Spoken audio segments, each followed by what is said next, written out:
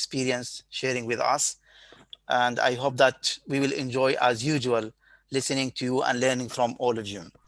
Um, uh, I would like to welcome Dr. Abishali, Dr. Prasan, Dr. Patricio, Dr. Gridhar, Dr. Majdi, Dr. Shabit, and also Dr. Fahad Kuhel. He will join us later. And now we will start having the first presentation. It will be as a symposium for Novartis. It will be presented by my dear friend, Dr. Prasan Ram. Dr. Prasan, mic with you. Now we are almost 23. Go ahead. Uh, are my slides seen? Yes. Okay. At the outset, let me thank Dr. Ambri and Novartis for giving me this opportunity to speak. I'll be speaking on BioView, a next generation anti-VEGF, which is indicated for the treatment of age-related macular degeneration. So as we are all aware, age-related macular degeneration is the leading cause of severe and irreversible vision loss worldwide. And 90% of the visual loss occurs due to wet age-related macular degeneration, which is characterized by the growth of pathological choroidal neovascular membranes, which grow under the retina, leak fluid, blood, and eventually cause damage to the photoreceptors and loss of vision. So wet AMD is a chronic condition which is characterized by retinal fluid accumulation, and the presence of fluid damages the retinal structures. So fluid accumulation is a major concern for us. Over the past few decades, with the evolution of the imaging system, the treatment modalities for wet age-related macular degeneration have changed. Initially, we used to do observation, then we started with thermal laser, submacular surgery. In the early part of the century, we had photodynamic therapy with verteporfin, which stabilized the disease, but there was no visual improvement. And finally, in 2005, we had anti-VEGFs. So anti-VEGFs are the latest advances in the management of wet AMD. And these anti-VEGF have been tried and tested in various clinical trials, and they have demonstrated efficacy and safety as well. So in 2006, we had the pivotal registration trials for ranibizumab, that is Anchor Marina. And 2012, we had the registration trials for aflibercept, and so on and so forth. So with the introduction of the anti-VEGF, we also realized that the prevalence of blindness due to wet AMD has been significantly brought down. So a lot of patients who used to be legally blind, if you look at the green bars, these were before the era of anti-VEGFs. As compared to now, they are much lesser. Similarly, eyes which had moderate visual impairment and mild visual impairment had significant improvement after the anti-VEGF therapy. However, patients with age-related macular degeneration have a lot of treatment burden. They are expected to come periodically to the clinic on regular basis, require medication and injections on periodic basis and multiple period of times. So survey looked at patients with wet age-related macular degeneration, and they found that for one particular visit, the patient had to spend a mean time of over 12 hours, which included preparing for the appointments, travel, waiting, and undergoing the treatment. And the most concerning part was 72% of these patients required the caregivers to drive them to the appointments, which also added further burden, not only to the treatment, but also for the other relatives or the kin next to kin of these patients. So we know that fluid in wet AMD is an important disease activity marker. So we look at intraretinal fluid, subretinal fluid, and sub-Rpe fluid. And controlling fluid is key to effectively treating wet AMD and also maintaining and improving vision. So anti-VEGFs, as we all know, inhibit the formation of the new vessels, and they stabilize the disease as well as the morphology of the retina. So let's look at BioView and the clinical trial, which is the registration trial for BioView. So what is BioView? BioView is a humanized monoclonal single chain antibody fragment.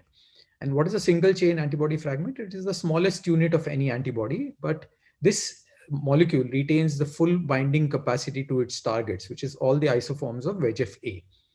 Now, please note that because it's a small molecule, the size is very small as compared to the other molecules. So it is about 26 kilodaltons as compared to 115 kilodaltons for aflibercept.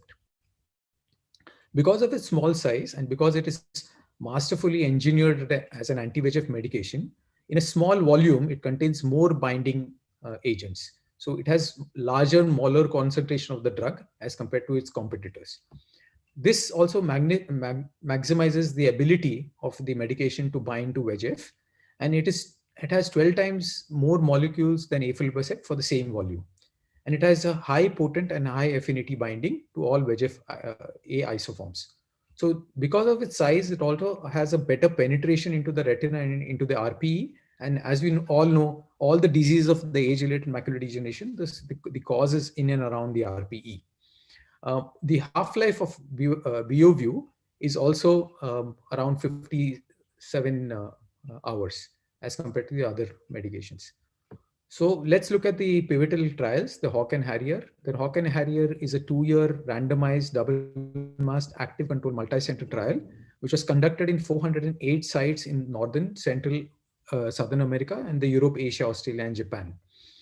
So these are the primary endpoints. So the primary hypothesis was to look at the change from baseline in visual acuity to week 48 measured on the ETDRS. And the primary objective of both the Hawk and Harrier trial was to demonstrate that Beovu Q12 and Q8 is non-inferior to fixed dose aflibercept with respect to change in visual acuity from baseline to week 48. Please note that this was a registration trial, hence the fact that it was to be shown that it is non-inferior to fixed dose of aflibercept. The secondary selected endpoints were proportion of patients on Beovu who were maintained on Q12 interval following the loading dose through week 48. Disease activity status at week 16. I'll tell you the importance of week 16 later. And the central subfield thickness from week 16 and at week 48. And also the number of patients on Beovu at Q12 treatment. And finally, the reduction in the fluid. As we all said, fluid is a very important thing. So this is at week 16 and week 12. The inclusion and exclusion criteria was pretty standard for any registration trial for age-related macular degeneration. So the patients more than 50 years, active CMM involving the center, and with a visual acuity of 78 or 23 ETDRS letters. Exclusion criteria was if the patient should not have any intraocular inflammation, any fibrosis, geographic atrophy, subretinal hemorrhage involving the fovea, and finally any history of evidence of concurrent intraocular conditions which would interfere with the assessment of the drug.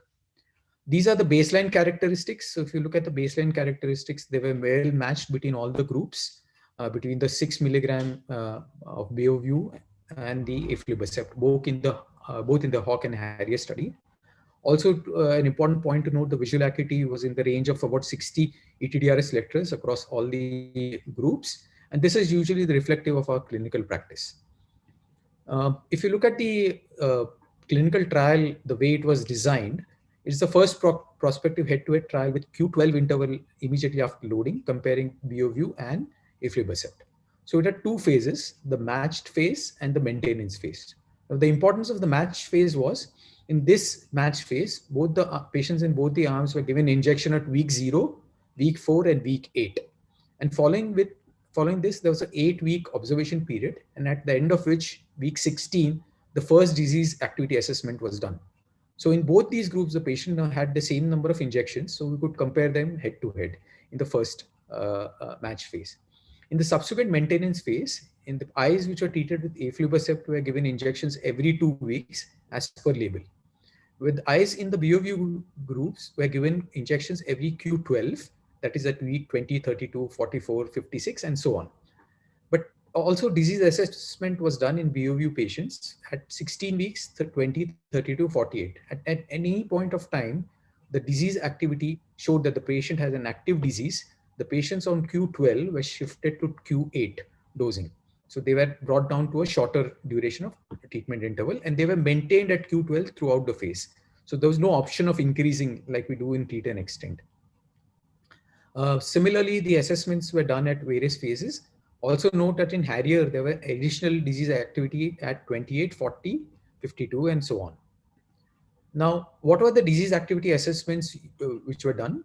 So at week 16, we looked at, there were 4 criteria: the decrease in visual acuity of more than 5 as compared to baseline, and the decrease in base corrected visual acuity of more than 3 letters, plus a CST increase of about 75 microns compared to week 12, decrease in visual acuity of more than 5 letters compared to week 12, and new or worse intraretinal fluid or intraretinal cyst compared to week 12.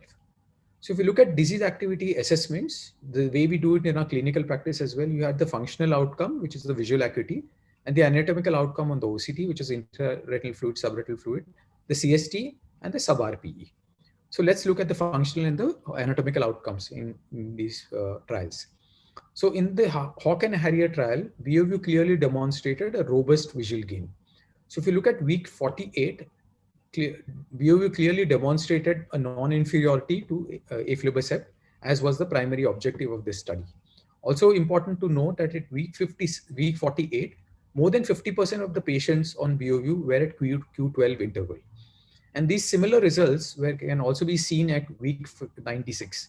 So BOView clearly demonstrated that the patients initially had a good improvement and they had sustained and maintained vision throughout the time period of the course. If you look at the fluid response, BOView outperformed aflibercept with significantly fewer patients with intraretinal and subretinal fluid. Now note I told you about the importance of week 16. So at week 16, where the patient had the same number of injections, there was further reduction in subretinal fluid in the BOView group as compared to the aflibercept group. So 35% lesser patients had fluid. And this is important because this clearly demonstrates the long-term benefit or the enhanced efficacy of the medication in terms of duration, as well as reduction of the subretinal fluid. Similar responses were noted at week 48, and a similar response was even noted at 96. So over a period of 96 weeks, BOView outperformed aflibercept, both in terms of reduction of the intraretinal and subretinal fluid. If you look at the central subfield thickness, if you look at this curve, BOView showed a reduction, superior reduction to central subfield thickness at week 16. Again, this is the match phase. And this continued at week 48 and even at week 96. Classically, if you see this classic sawtooth pattern of aflibercept, which has been demonstrated and seen even in U1 and U2 studies. If this is one of the patients in the BOView group, this patient had a visual acuity of 65 letters and a central subfield thickness of 498 microns. And at week 96, you can see a significant improvement in vision by about 20 letters and a reduction in the central subfield thickness. When this patient was maintained on medication, at week 96, he maintained the same visual gains at week 16 and also a dry macula at week 96. What happens to the subretinal fluid? Now, in patients treated with BOView, again, there was a significant reduction in the subretinal fluid at week 16 and at week 48. And lesser number of patients had subretinal fluid as in the aflibercept group, in the BOView group as compared to the aflibercept group. And similar results can be seen at week 48 and at week 96. So finally, if you look at disease activity, as I mentioned in the past, the clinical features, the measurements we do are functional in terms of vision and the anatomical outcome. This is at week 16, again, when the patients had the same number of aflibercept and BOView injections. The eyes with the BOView had lesser disease activity as compared to the eyes with the aflibercept group, both in the Hawk and the Harrier trials. And this was statistically significant, again demonstrating a significant improvement in terms of the treatment intervals as well as the efficacy of BOView over aflibercept. And also important to note that the majority of the patients were maintained on Q12 immediately after the lowering dose, and this was seen throughout the week 48 in the first 1 year. That means more than 50% of these patients were requiring injections at Q12 interval in this phase. This is one study which also looked at the probability of how the patients would behave when they were on Q12 injection intervals. So under a condition where the BOView patients had no disease activity on 12-weekly dosing, the probability that these patients would remain at 12-week interval injections from week 12 to week 48 was almost 85 to more than 80% in both Hawk and Harrier. And this is at week 48 in the first 1 year. And similarly, another similar probability of maintaining the same Q12 intervals in the second year. So this would tell us that there is a 4 out of 5% chance that the patients, if they are on Q12, they would maintain the same Q12 for a period of 2 years. Safety profile, BOView exhibited overall well-tolerated safety profile in Hawk and Harrier. However, in the early part of 2020, there were some reports from the ASCRS Research and Safety in Therapeutics Committee mentioning that there were some patients who developed intraocular inflammation and especially looked at retinal vasculitis as well as retinal vein occlusion. Novartis appointed an independent safety review committee, which looked at patients who had inflammation both in the Hawk and Harrier group, as well as patients who developed the problems in the post-hoc period. And they found that the incidence of these adverse activities per 10,000 patients was very less. For example, if you look at retinal vein occlusion, it was about 2.35 in 10,000 patients. If you look at retinal vasculitis, it was around 3, and almost about 4, less than 4% had both retinal vein occlusion and vasculitis per 10,000 patients. And if you look at the percentage of patients having loss of vision, that was less than 1% compared to the whole group.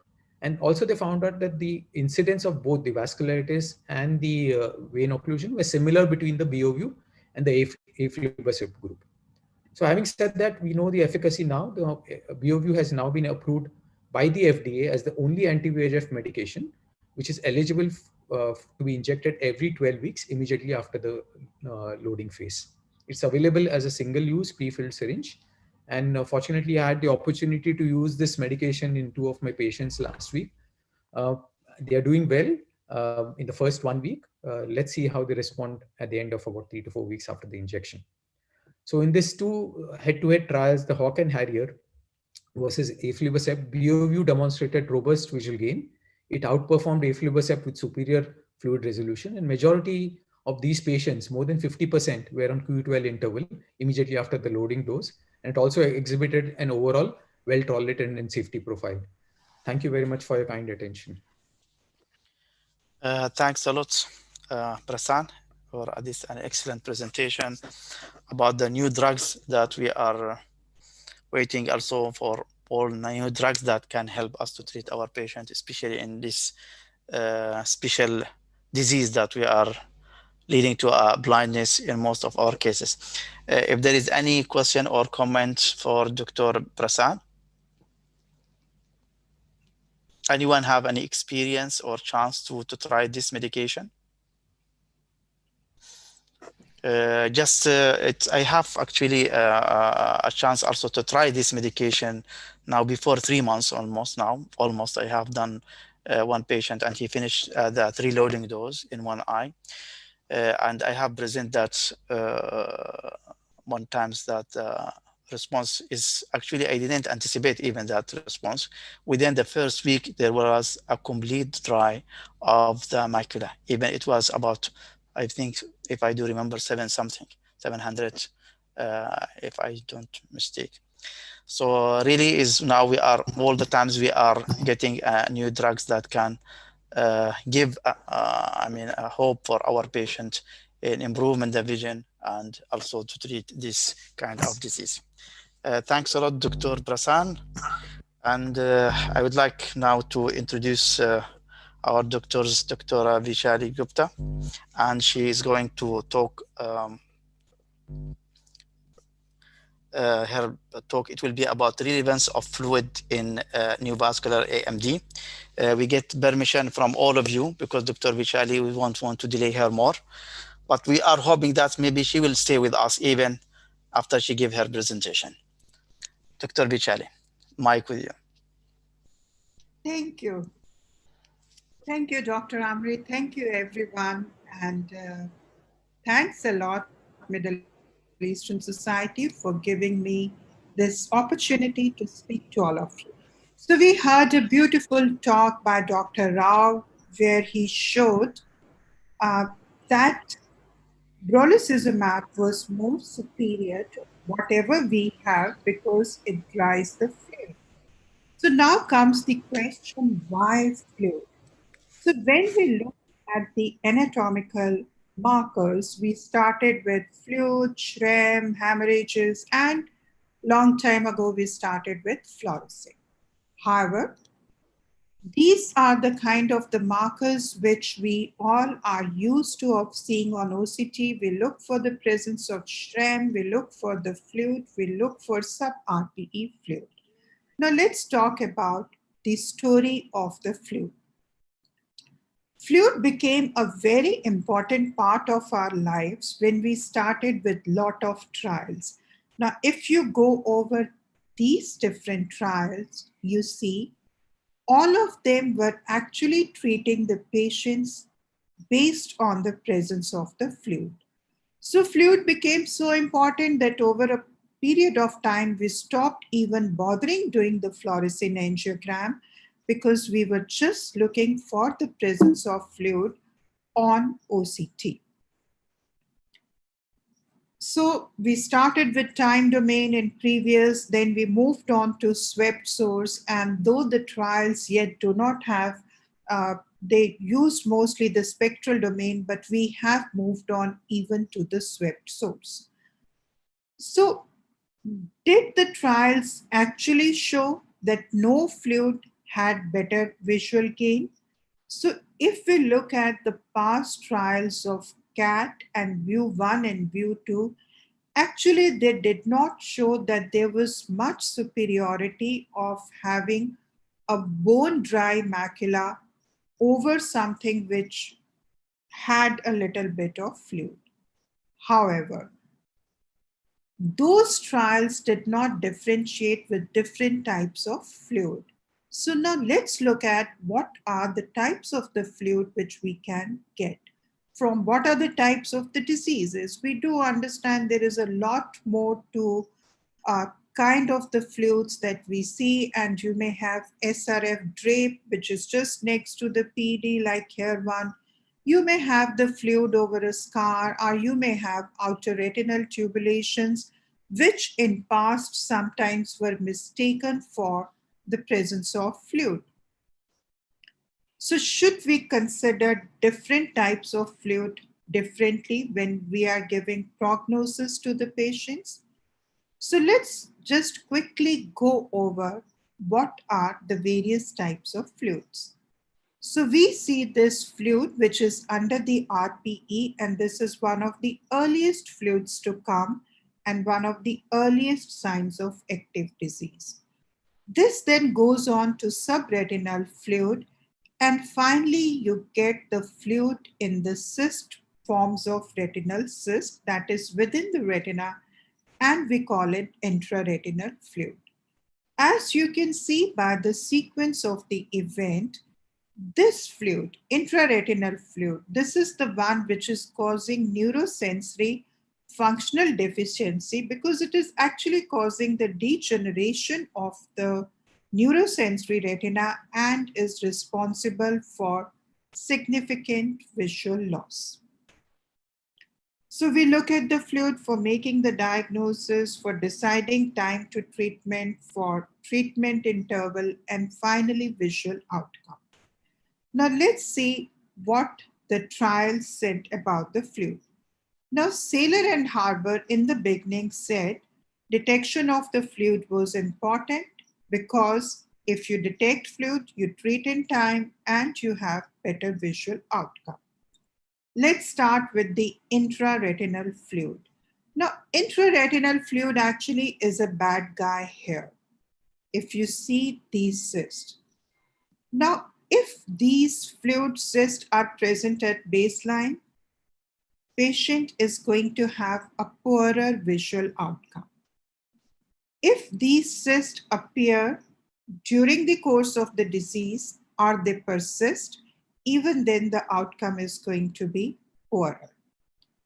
So let's have a look at intraretinal cyst. This is the post hoc analysis of View 1 and 2, which very clearly says that if your patients do not have intraretinal cyst at the baseline, they are going to have a better visual response following anti-VEGF therapy. Again, we continue with the secondary analysis of CAT study, which mentioned that if intraretinal fluid persisted, that was associated with poor visual acuity outcome, even when you keep on treating it with anti-VEGF. Post hoc analysis of Excite study shows that if the new intraretinal cyst develop after you have given the loading, it again means a bad news because your patient is going to have decline in the visual acuity. So intraretinal fluid, we all understand, is a bad guy. So what about the subretinal fluid like this one? Actually, some studies have indicated that if you have subretinal fluid only at the baseline, or even when you treat it and you are left with a little bit of subretinal fluid, these eyes are the ones which are going to have better or stable visual outcome. Which means, in short words, if you see the subretinal for your patients, you should feel happy because these are the patients who are going to respond better to your treatment. Now, what do the trials say about the fluid? The VIEW study, when it did the secondary analysis of the fluid, it said that if you have SRF at the baseline, it honestly does not affect the initial visual acuity, and your results following the anti-VEGF treatment are going to be relatively better. Secondary analysis of CAT study again said that if you have a little bit of SRF present, it does not adversely affect the visual acuity outcomes during anti-VEGF treatment. Ancillary study of Excite said repeated recurrences, however, can result in poor visual outcome. So it means that though the initial studies did say that some SRF was fine, but you can't have it go on and on because the cliche here is that SRF should not be allowed to persist for very long. Now, Flute Study was a very interesting study. What they did, they treated the patient with anti-VEGF and they divided it into two groups. The one group, they did the complete drying, which they call the intensive arm. The second was relaxed group, like if you had SRF, which was less than 200 micron, they did not push on by giving more and more injections of aflibercept. So let's see what happens here. I will show you the results of the trial later, but I will just show you an example of a patient. Now, we look at this patient. We look at the beginning and there is subretinal fluid. So reading from my studies and my trial and experience, I think this is the patient who has good prognosis because he doesn't have any intraretinal cyst. So you give 3 loading doses, he is doing very well, and you keep him on follow-up. The fluid is not coming back. He has improved vision. So this is what we expect. The subretinal fluid to behave very well. And when they did the fluid study, they divided it into two groups. The one group, they did bone dry, and the second group was more relaxed. So what they found was, although there was no significant difference in the best corrected visual acuity, if you allow SRF and IRF to present in the relaxed group, what I want to simplify for you, if you allow the subretinal fluid to persist for a long time, over a period of time, it can actually develop intraretinal fluid. So per se, subretinal fluid might be good, but you can't let it stay for very long because it might incite the development of intraretinal fluid. And then comes the last of the fluid, which is sub-RPE fluid. Honestly, there have not been many studies which have focused on sub-RPE fluid. And the reason for that was that the initial studies that came, VIEW 1 and VIEW 2, they said the presence of PED does not make much difference on the final visual outcome. But when we looked at the real world scenario, people were paying attention to the height of the PED, to the type of the PED, to the volume of the PED, and people did report that PEDs can be associated with poor visual improvement, and you have to keep a watch on them. So I'm going to show you an example of the case, how these things can be important. So we see here a patient with AMD. And when we do OCT, we realize most of the thing is happening beneath the pigment epithelial detachment. So you can see he's received 2 doses and then he receives more dose, and his pigment epithelial detachment and the sub-RPE pathology, you can see the height decreasing and he's responding, and his visual was kind of stable at 6/9. So the patient was very happy. He did not want more injections and we lost him for follow-up. When he comes back to us, he, no, sorry. This is the patient who did not come back to us and we kept on following him. He was maintained at this. The next example that I'm going to show you is how important it is to keep these patients under follow-up. For example, this patient had a choroidal neovascular membrane. He had this subretinal fluid, and he also, once we started after treating 3 injections, subretinal fluid disappeared, but we had a very small streak of sub-RPE fluid. So patient vision was 20/20. So we lost the patient to follow-up because he thought he was doing very well. So what I was trying to emphasize is that if you have this streak of fluid, or even if you don't have, it's very important to look for the earliest signs of fluid, because what happened to this patient? When he came to us 14 months later, from this little streak of fluid, he had gone on to develop subretinal fluid, intraretinal fluid with, and which is the bad fluid of all the fluids. So even after post 6 injections, we are not able to bring it back to bone dry. However, if he had followed up and this fluid was reduced, probably we would have been able to maintain him at this vision. So this is my last slide. The story of the fluid continues to evolve.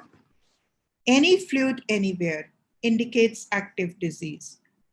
Fluid resolution, not in the short term, but in the long term, will correlate to visual benefit.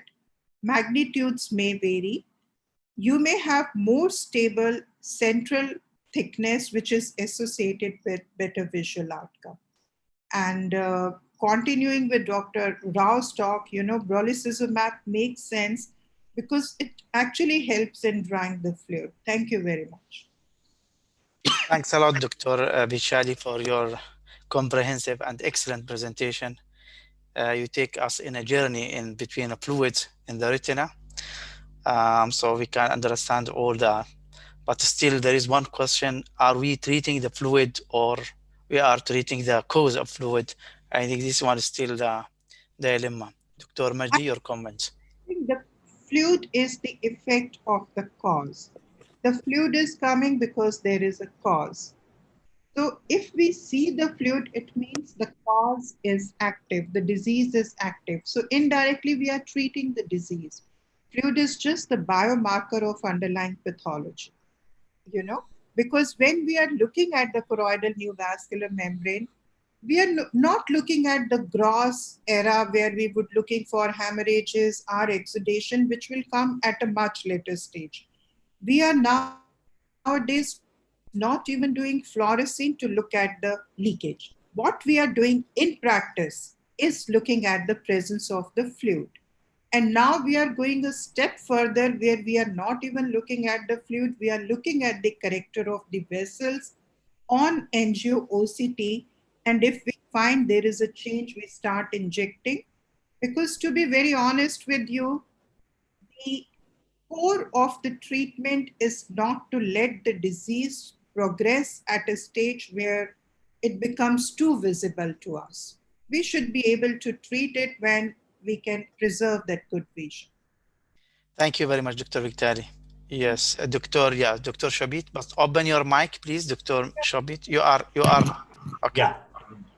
Dr. Vishali, the last patient which you showed with type 1 CNV, which went on to deteriorate and develop fluid in all compartments, do you feel that these patients under therapy are patients who are shifting from type 1 CNVM to a PCV-like disease? Because that's what I felt, and that's what I've seen in my experience. Once they are lost to follow-up, many times they return back with PCV features. Absolutely. So maybe, I haven't looked from that point of view, but that's a very interesting thought that when we are overdoing our overkill, whatever you call it, is it that we are not allowing PCV variety of the disease to go to its full glory? We are just killing it in the incipient stage. And maybe because they come back with a full-blown disease and there is a component of PCV, and then you keep on trying, but they really do not work very well, and you may have to add PDTs and things like that, and with not so good a visual gain. His initial ICG did not have PCV, but we did not repeat the ICG. Maybe that would be a good idea. Yeah. Thank you. Thank you very much. Dr. Patricio, if you want to comment or introduce also Dr. Majdi. You have any comment? Yeah, I have a comment. Yeah, maybe polypoid is somehow more prevalent in this area, South Asia.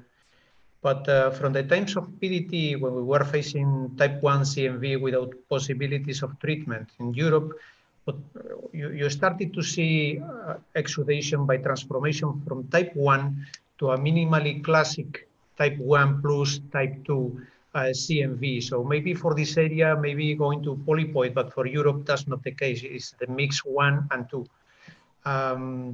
About the fluid, yeah, I try to individualize very much my patients. I don't mind them keeping some subretinal fluid from time to time. I can follow them. And sometimes I have seen cases with no treatment, just maybe the Rpe is not competent enough after several injections and the fluid disappears on its own. I don't really know why, but without injections, the fluid can disappear. As I said, maybe Rpe is not competent enough. But yeah, individualization of the patients is, I think, our objective. Yeah. Not to go only for the OCT. Thank you, Dr. Okay, Dr. Majdi. My comment is, I like the presentation because any intraretinal fluid is harmful for the retina. As Dr. Patricio said, some of my cases are completely dry except minimal subretinal fluid with 6/9 or 6/6 vision. I should not go after this little amount of fluid. I should leave it, and sometimes they disappear spontaneously without injection. But intraretinal fluid, once you get rebound of intraretinal fluid with cyst, the vision you lost, you will never regain again. So again, you have to keep an eye on the patient. Any intraretinal fluid should be treated. Minimal subretinal fluid can be followed up. Sub-Rpe fluid is a sign of recurrence. If you get rid of the sub-Rpe fluid and you find any new sub-Rpe fluid or hemorrhage, these are signs of recurrence, and I should not wait for injection. This is my comment. Yeah. In practice, the subretinal fluid of less than 200 micron is supposed to be actually good, because they say your oxygenation and everything for the photoreceptors would work. So what I would do practically for these patients, I will keep them under follow-up. But if they become symptomatic, and you will know that these patients are very, they know. Sometimes they tell you that I'm having the complaint. So I do an angio-OCT, and if I see the change in the character of new vessels, even though my fluid has not increased, I would inject. Because many a times the fluid then keeps on increasing, maybe after a few months. So I guess listening to the patients and close follow-up is very important. Totally agree. Thank you very much, Dr. Vichali, and thanks for all panelists for their comments. Now we'll have my dear friend, Dr. Majdi Musa. He will talk about non-responding DME. Dr. Majdi. Okay. Thank you, Dr. Amri, for the kind invitation. And it's our pleasure. You are all the time most welcome. Thank you. Can you see my screen now? Yes. I will try to be short because I know we are running out of time. So my talk today is about persistent or non-responding diabetic macular edema. Let's go in one slide about the pathogenesis of diabetic macular edema. We all know that it is because of disruption of the inner and outer retinal barrier, and we used to think inner retinal barrier is only the endothelial cells inside the capillaries, not only. It is the Muller cells and the astrocytes. So losing this is another factor which lead to accumulation of fluid inside the retina, and the outer barrier, which is the tight junction between the retina and pigment epithelium. With disruption of this will lead to fluid accumulation under the retina and inside the retina. Second thing, release of vasoactive factors or vasogenic factors and inflammatory mediators. We should not overlook these inflammatory mediators, because sometimes these hyperreflective foci had an implication of inflammatory or chronicity of the disease. And the last thing in the pathogenesis is the tractional diabetic macular edema, which could be alone or combined with the disruption of the outer and inner retinal barriers. So we have many modalities of treatment in diabetic macular edema, including the anti-VEGF. I didn't mention the view because it's not in Egypt yet. In the intravitreal steroids, we have the triamcinolone, the long time triamcinolone, then dexamethasone implant, and the fluorouracil implant or Iluvien. Sometimes we use combined treatment, and lastly, vitreoretinal surgery could be used in persistent diabetic macular edema, which I don't prefer in my practice.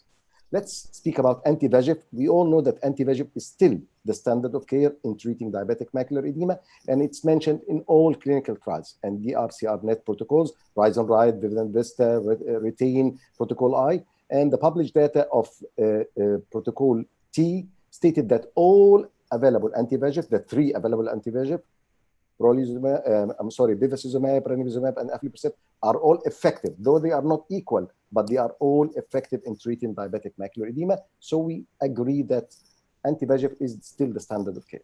So what's the meaning of responding or non-responding? Let's put that in few slides. Responder means that it could be a good responder, that more than 40% reduction in the central foveal thickness or central subfield thickness. Moderate responder from 10 to 30% reduction in the central foveal thickness. The poor responders, they have less than 10% reduction, and non-responder, no reduction or even progression in the central foveal thickness. In the persistent diabetic macular edema, we have 2 types, either anatomical or visual.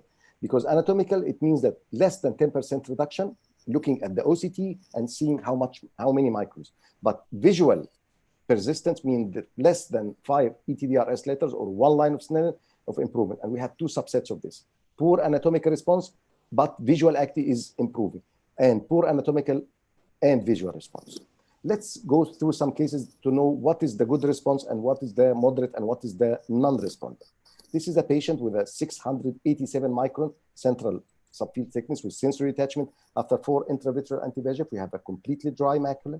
We have central foveal thickness of 200 microns and more than 70% reduction in the central foveal thickness. By the way, this doesn't mean that the vision is completely regained. This patient ended up with 618 vision. Why? Because of the disrupted outer retinal layer. So it's not always anatomical correlated with what we see in the vision, but this is anatomically is a very good responder.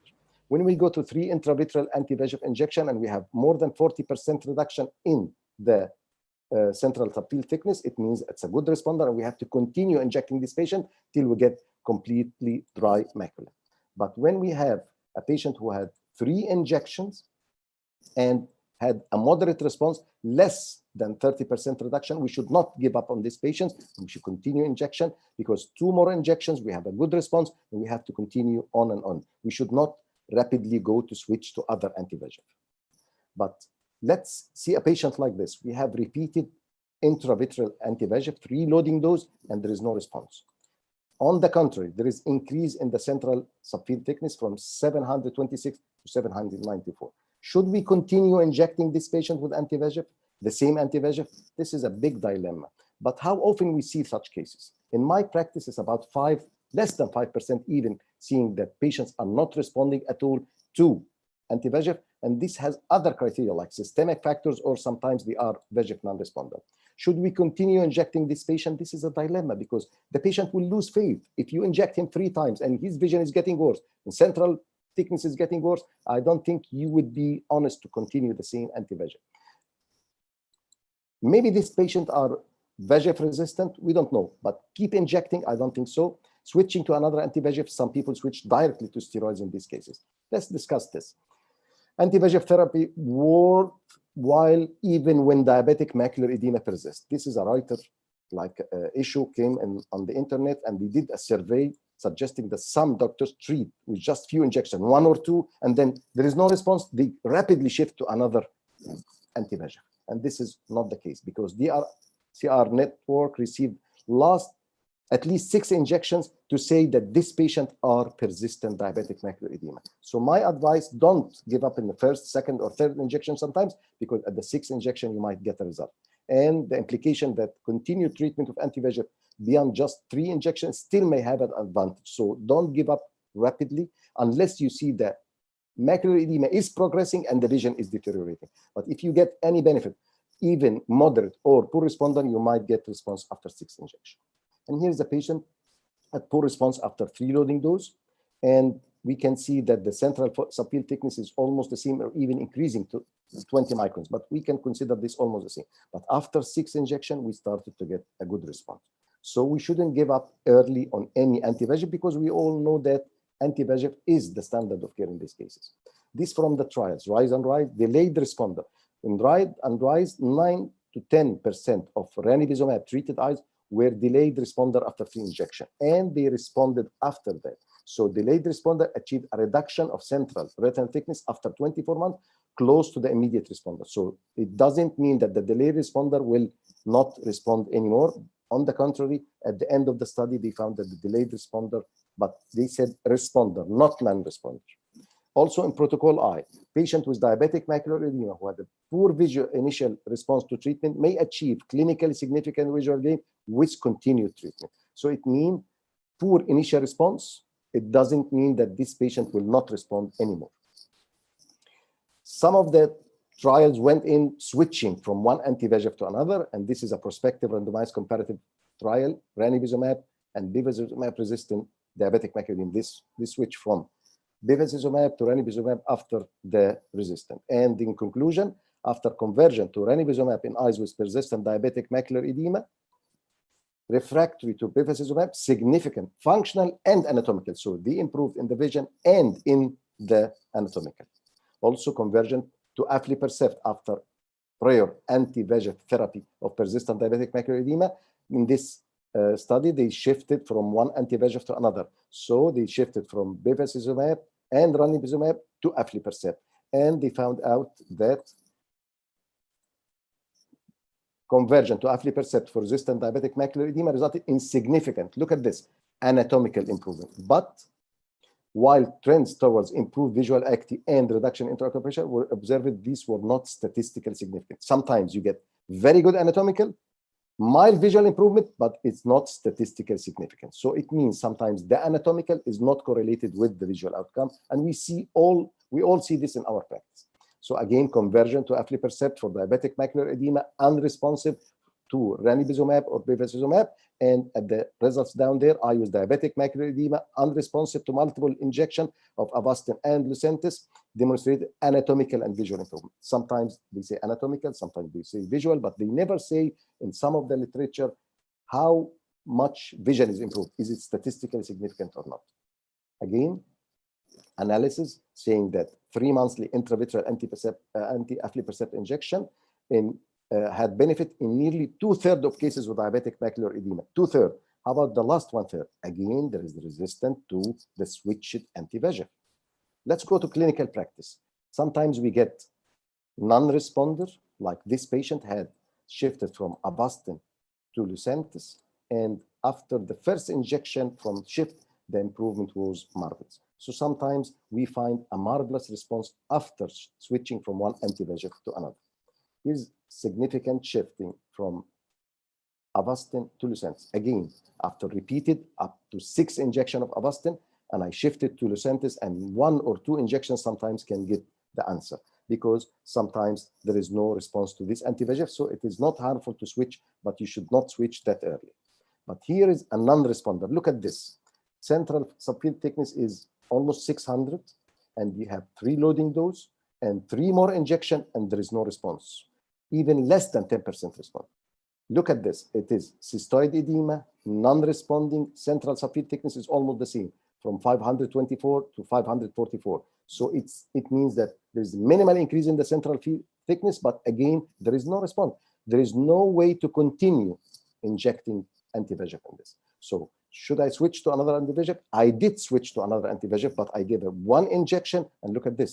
Central field thickness came to 642. So it's progressive. So it sounds that this patient is not a VEGF dependent. It sounds like this patient will not respond to any anti-VEGF, because once you inject, sometimes you inject 3 more injections after you switch, but the first injection, if you find that the vision is dropped and the central subfield thickness is increasing, you should think of steroids, because steroids had a role in this case, the chronicity, the hyperreflective foci, and we have a sign of epiretinal membrane, though there is no much traction, but switching to intravitreal steroids, central subfield thickness went down to 40%. Would the vision improve? No, the vision did not improve much. Much anatomical, but not functional. But again, anatomical sometimes is preventing for further visual deterioration, because if you leave this patient, you might develop a partial thickness macular hole, you might develop a full thickness macular hole, so you are harming the patient. So the question is sometimes when to switch to steroids. In cases with VEGF non-responder and you shift it to another anti-VEGF without any response. And pseudophakic patient, why don't we try steroids sometimes in pseudophakic patient? Because still have the ability to switch to steroids directly.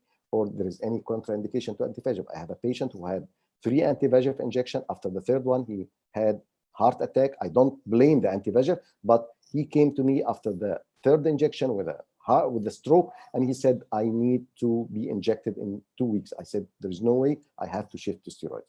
And sometimes diabetic macular edema with epiretinal membrane, because we all know that anti-VEGF with a cellular membrane can increase the traction and end up with a macular hole. So here is one more patient, persistent cystoid macular edema in spite of switching. You can see after 3 anti-VEGF, switching to another anti-VEGF, the edema is increasing, the subretinal fluid is accumulating, and we can see how much hyperreflective foci in there. So this is a chronic cystoid macular edema with inflammatory mediators, and 1 injection of steroids had a 50% reduction and regain of vision. So it means that steroids still have a role in this. This is the patient, one-eyed patient who had diffuse macular edema, and look at this, significant traction with epiretinal membrane, and the patient cannot do surgery because his systemic condition, he refused completely to do surgery. It is hazardous, and the only way is to inject him with the steroid to keep the vision at least not deteriorating. So this is intravitreal steroid injection, which stabilizes the condition. The vision will not improve much, but at least we can control the condition. So effect of adding dexamethasone to continue ranibizumab treatment patient, protocol U, they said that objective is to compare continued intravitreal or to add dexamethasone, and they found out that although the use is more likely to reduce the retinal thickness and increase intraocular pressure, in addition to intravitreal dexamethasone implant to continue ranibizumab therapy does not improve visual acuity. So sometimes, as I said, anatomical, but not visual, but at least keep the vision stable. So my take-home message is definition of responder, non-responder from poor or inadequate responder is important in the management of diabetic macular edema. And anti-VEGF is still the drug of choice in initial treatment of diabetic macular edema, and switching from one anti-VEGF to another is the 2nd line of treatment, at least in my clinical practice.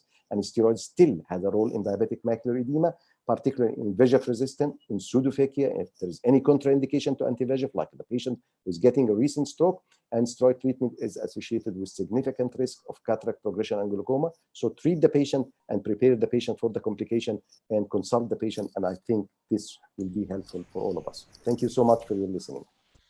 Thank you very much, Dr. Majdi. It's excellent presentation as usual.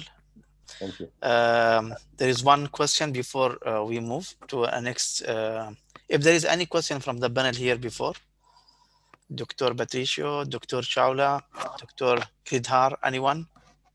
I would like to ask Dr. Magdi if he feels in India we've had a shift to use of more of dexamethasone implant in the COVID era, because some elderly patients, diabetics, want to reduce their visits to the hospital for diabetic macular edema injections. Is there such a trend in your part of the world? Yes, it's possible, but in my clinical practice, I prefer to shift to another anti-VEGF, and you all know that some anti-VEGF can maintain to 12 weeks, 16 weeks. So I never switch to steroid unless I am, I cannot switch to another anti-VEGF. But if I can switch to another anti-VEGF, long-acting, it will sustain for 12 or 16 weeks. But again, it is ideal to switch to another steroids like intravitreal dexamethasone implant. But in our country, it's a bit expensive than the anti-VEGF, and it does not stay for 6 months. As you know, it's 3 to 4 months. So again, it is, yes, 3 months, maximum 4 months, and still aflibercept can do the same in my practice. Thank you. Yeah, Dr. Patricia, please go ahead. I just wanted to ask you, mainly for the audience, after how many Osurdex and bouncing back edema you start thinking of using fluocinolone implant? I never used fluocinolone. We don't have it in Egypt, by the way. Well, then Dr. Alambri, that I know he has a good experience with fluocinolone, maybe you can answer the question.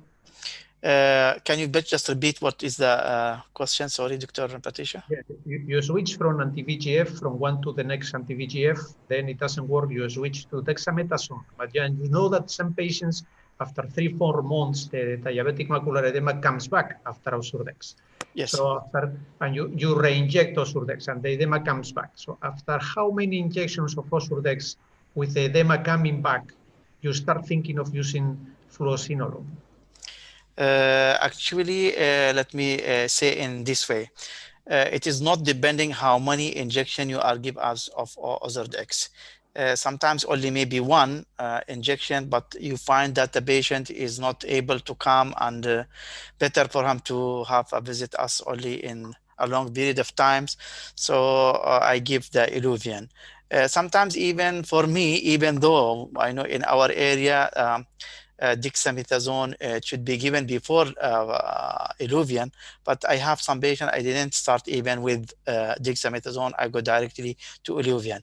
So it's a patient per patient itself. There is no special things that I can measure or say that's because of no responding. But sometimes I feel even in a chronic, and if the response in for the dexamethasone not that much what I was anticipating, if we are having a very high diabetic macular edema, 700, 800 and something like that, and you give a Zordex, yeah, it is improving, but not that much. So I do prefer to go for Illuvian, even though sometimes I have a top-up of dexamethasone on top of Illuvian.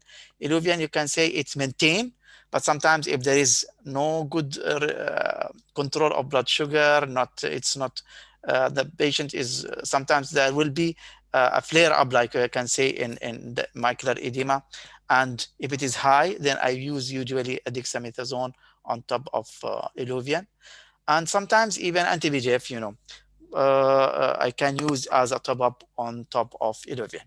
I think if that's clear, Mike, answer your question, Dr. Patricia. Yeah, it's clear enough. I would also include probably the vitrectomy size. Yeah, there is many indications. I'm talking just in case, but sometimes we are using, because the indication of Illuvian is similar to the indication of dexamethasone almost. Yes. Thank you.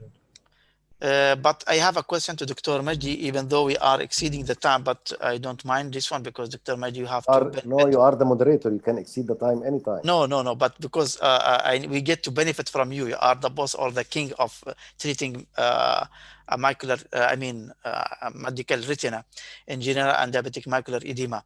Do you still believe that there is a difference from one anti-VEGF from another one, or almost they are similar? I mean, now the trend is not to shift from one anti-VEGF to another one. You can go directly either from this one or directly to the steroid. No, so even though by the way, but we are not using Avastin. We are talking about ranibizumab and aflibercept. I still think that some of the patients would get benefit from switching from one anti-VEGF to another, even from aflibercept to ranibizumab sometimes. I still think that anti-VEGF is still working. So you are thinking you start with aflibercept, sometimes you shift back to the ranibizumab. You can do that. Sometimes when you fed up with aflibercept, you switch to Lucentis. I get some results. I do that, but I don't hurry to shift to steroids. But I said, switching from one anti-VEGF to another, sometimes you can get benefit. Thank you very much. Any comment, Dr. Patricio? Dr. Patricio, if you want to. Hello. I was just saying that the incidence of glaucoma with dexamethasone is very low. I don't think that should be a cause for any concern. Yeah, this is my belief. I think it's, yeah, if you are thinking about the glaucoma, or if you have to want to say it's properly, there is an increased intraocular pressure, which is represent about 20% or 19%. A glaucoma in real practice is less than 2-3%, not more. Before they are mentioning 5%, but now how long we are using, I didn't face any case to need to do a surgical intervention glaucoma surgery. Or you are treating either by 1 or 2, and I didn't find even 3 drugs to use to treat the glaucoma.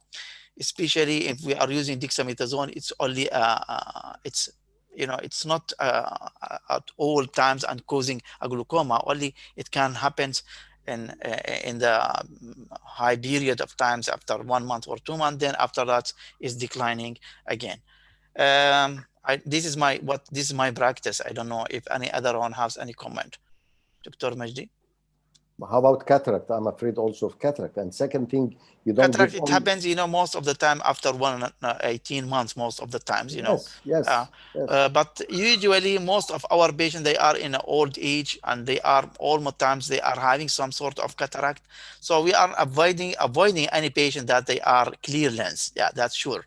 But if some patient is having already a cataract, and sooner or later you are going to do this cataract. So even sometimes I keep to give the steroid during the surgery itself.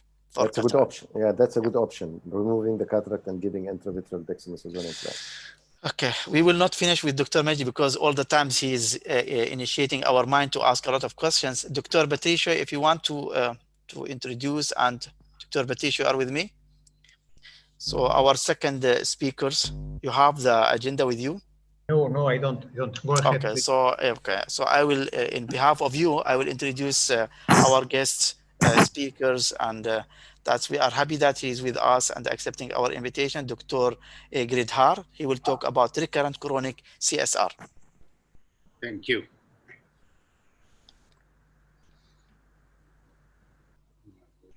Can you share your screen, please? Yeah.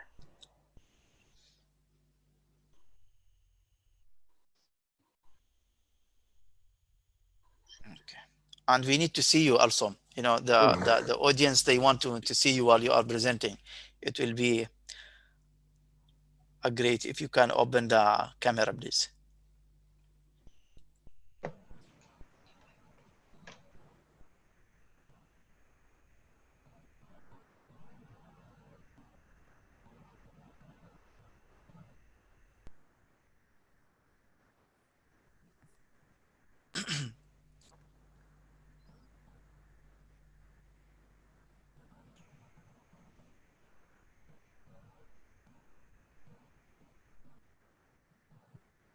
Hello. Yeah, can you see the screen now? Can you see my presentation? Yes, please. Yeah, you can go ahead. Yeah, thank you. Can you open the mic? I mean, sorry, the camera, so that we can see you at the same time? I'm having a difficulty with my camera. So Okay. I will immediately after my talk, I will switch on the camera. Okay, go ahead, please. Yeah, I'm sorry for that. Not a problem.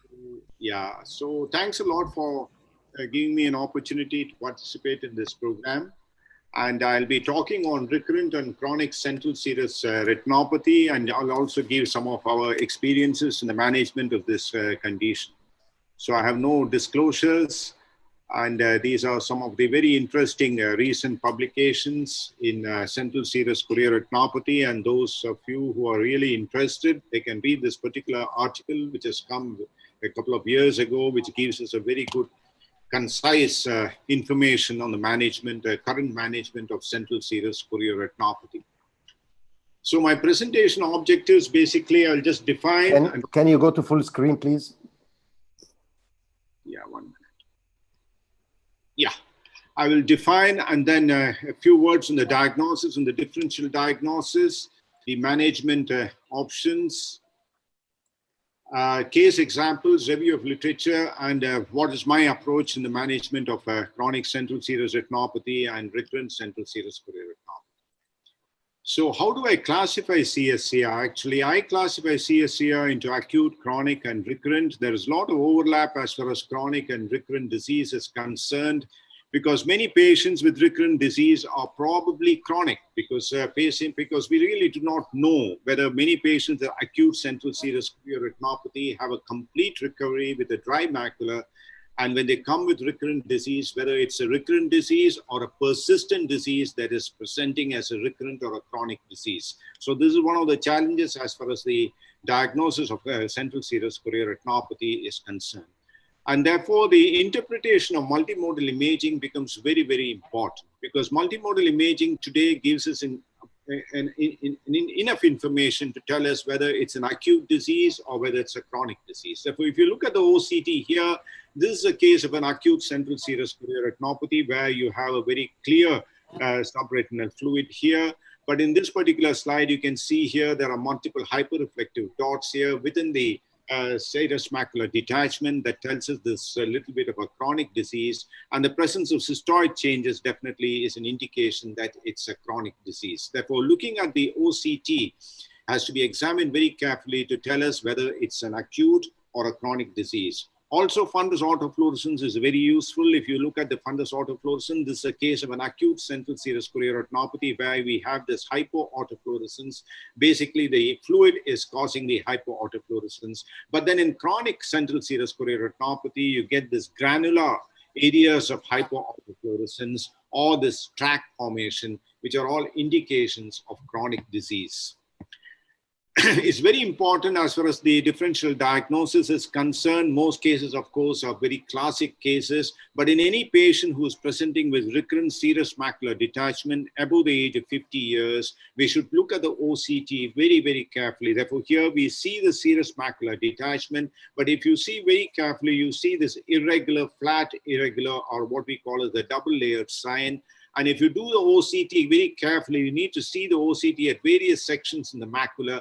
And if you see here, you see this particular elevation here. And this is not a case of a central serous chorioretinopathy, but it's a type of a type 1 choroidal neovascular membrane or a pachychoroid neovasculopathy. Therefore, in any patient above the age of 50 years who's presenting with recurrent serous macular detachment, we should keep this in mind. And if you have the facility of an OCTA, probably this is a very good indication for an OCTA to look for this neovascular network, which may be there between the Bruch's membrane and the retinal pigment epithelium. Therefore, how do I manage my patient with chronic CSCR? We need to look for risk factors. This is very important. We need to do a very detailed history. History is very important. And we need to look out for any drugs that the patient is on for the cause of the chronic central serous retinopathy. Lifestyle modification is very important in chronic CSCR. There are a lot of studies which have shown that there are various risk factors for recurrent and chronic central serous chorioretinopathy. One of the causes is supposed to be sleep apnea. It's also obesity is supposed to be a cause. Mental stress is a cause for a recurrent central serous chorioretinopathy. It's also been seen that people who work continuously in night shifts are candidates for recurrent CSCR. Therefore, lifestyle modification may help in the management of some of these patients. Fundus fluorescent angiography and ICGA in specific cases is very important. Extrafoveal leak, focal laser. We do a lot of low fluence or half fluence photodynamic therapy, which will explain later. And in patients of an absence of leak, we can observe or certain oral medications or resort to low fluence photodynamic therapy. So I will show you a few cases here. This is my first case. It's a patient whom we have a follow-up of nearly about 10 years now. This patient presented with a good visual acuity initially. This is the fundus photograph to show you bilateral serous macular detachment. And if you look at the OCT, the patient has got bilateral disease, bilateral serous macular detachment, bilateral central serous chorioretinopathy. Fundus fluorescent angiography shows you a leak, which is more or less subfoveal in the right eye and an extrafoveal in the left eye. Since the patient did not respond to any conservative management, finally the patient received focal laser photocoagulation to the left eye. The right eye, of course, was managed conservatively, considering the subfoveal leak in this particular situation. So a patient did improve. You can see the left eye has shown decrease in the subretinal fluid. The right eye had a spontaneous improvement over a period of time. But this patient was lost for follow-up and came back in 2014. And at that point of time, the patient had active disease in both the eyes. You can see here the eye, which was the right eye, which had a spontaneous resolution, has got a large serous macular detachment. And the eye where the focal laser was given was also having a large serous macular detachment. Over a period of 1.5 years, the patient had 3 fluorescein angiograms, and the patient continued to have active leaks in both the eyes. The patient received 2 or 3 sittings of focal laser photocoagulation because the patient was symptomatic and did not respond to conservative management. Patient also underwent an ICG angiography at that period of time. We did not have an OCTA at that period of time, just to look also for any type 1 neovascular network, and also to identify the dilated choroidal vessels, which is just seen in patients with chronic central serous chorioretinopathy. Therefore, since the patient, in spite of 3 sittings of focal laser photocoagulation over a period of 1.5 to 2 years, came back with recurrent disease, you can see here there is not only subretinal fluid, but then these hyperreflective areas, which is an indicator of of a chronic disease. And finally, the patient had a half-fluence photodynamic therapy in both the eyes. Following photodynamic therapy, you can see here there is complete resolution of the subretinal fluid, and the patient has been under a follow-up for nearly 3 years after PDT, and there has been no recurrence at all. This is the fundus autofluorescence for you during the acute phase and during the chronic phase, just to show you the areas of focal areas of increased autofluorescence, both in the left eye and also in the right eye. Therefore, after post-reduced fluidity, I have a picture here at 1.5 years, but we have this patient even now under a follow-up, and even after about 3 years of follow-up, there has not been a recurrence after a low-fluence PDT. We have performed PDT in over 120 eyes with chronic central serous chorioretinopathy with good response. The most important take-home message is the incidence of recurrence after PDT is very low, and we also seen the choroidal thickness does decrease following photodynamic therapy. So this is the first case. This is a second case which I'd like to show you. Therefore, the first case actually was a case of a recurrent chronic recurrent central serous retinopathy, and also at a certain extent a chronic central serous chorioretinopathy. This is a second patient I would like to show you. This is a patient with a defective vision in the right eye, and I mean basically the defective vision in the left eye. You can see here the patient has got a serous macular detachment here, and the patient had a subfoveal leak. Now, subfoveal leak is really a challenge. Some of the patients with chronic central serous chorioretinopathy have a subfoveal leak. This can be either treated with a micropulse laser or photodynamic therapy. This patient underwent photodynamic therapy here with a 2-year follow-up. There was complete resolution of the serous macular detachment, and there has not been a recurrence.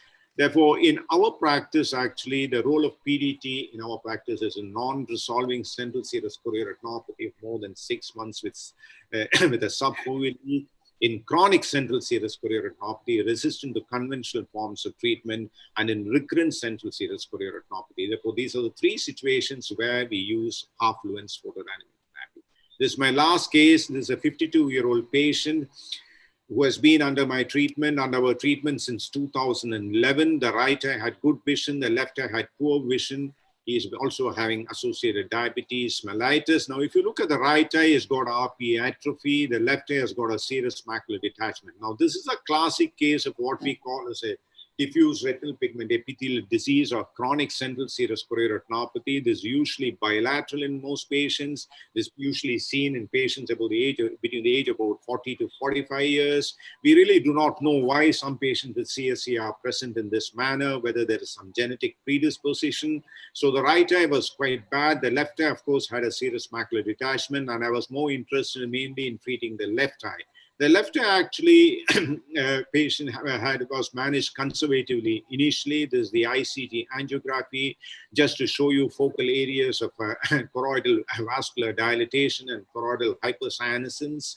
And this is the fluorescein angiography. The fluorescein angiography was done on multiple occasions and did not show any leak in the left eye in spite of active disease.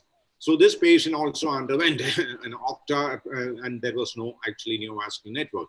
So over a period of 5 years, he has been under follow-up. You can see here there's a waxing and waning of the disease. 2015, July, there is no fluid. Again, in November, there is some fluid. Again, a couple of months later, there is no fluid. Therefore, a waxing and waning phenomenon no leak in fluorescein angiography.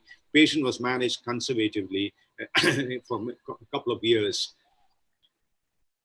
However, finally, actually, since he was developing a chronic disease with chronic central serous choroidopathy, I was reluctant to do photodynamic therapy in this particular case because already he had got Rpe disease. In patients with Rpe disease, the photodynamic therapy can worsen Rpe damage and photoreceptor damage and worsen visual acuity. And considering that this patient is practically one-eyed, I started this patient on Epithelium. With Epithelium, of course, there is slight improvement in the subretinal fluid. But then actually in our experience, really Epleron in long term does not really have a very good effect in management of chronic central serous retinopathy. Therefore, see Epleron, what we do normally do is we start them on 25 milligram per day and then shift them later to 50 milligram per day. But then we look at the possibility of hyperkalemia, and we need to monitor these patients very carefully, and we need to educate these patients that they need to come for very, very regular follow-up.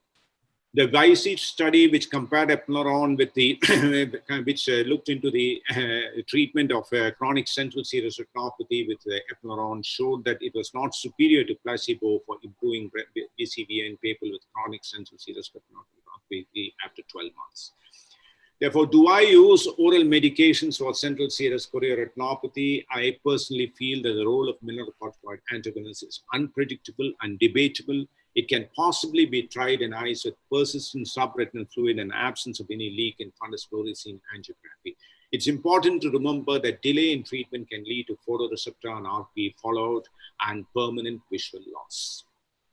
The other modality of treatment is the subthreshold micropulse yellow laser photocoagulation or the subthreshold micropulse diode laser photocoagulation. We have a limited experience with this particular technique. We have been using it, but then again, the results are unpredictable. And if you look into the literature, about 50 to 60% of patients who have been treated with micropulse have shown favorable results. This is a very important place trial which compared half dose PDT with a subthreshold micropulse laser.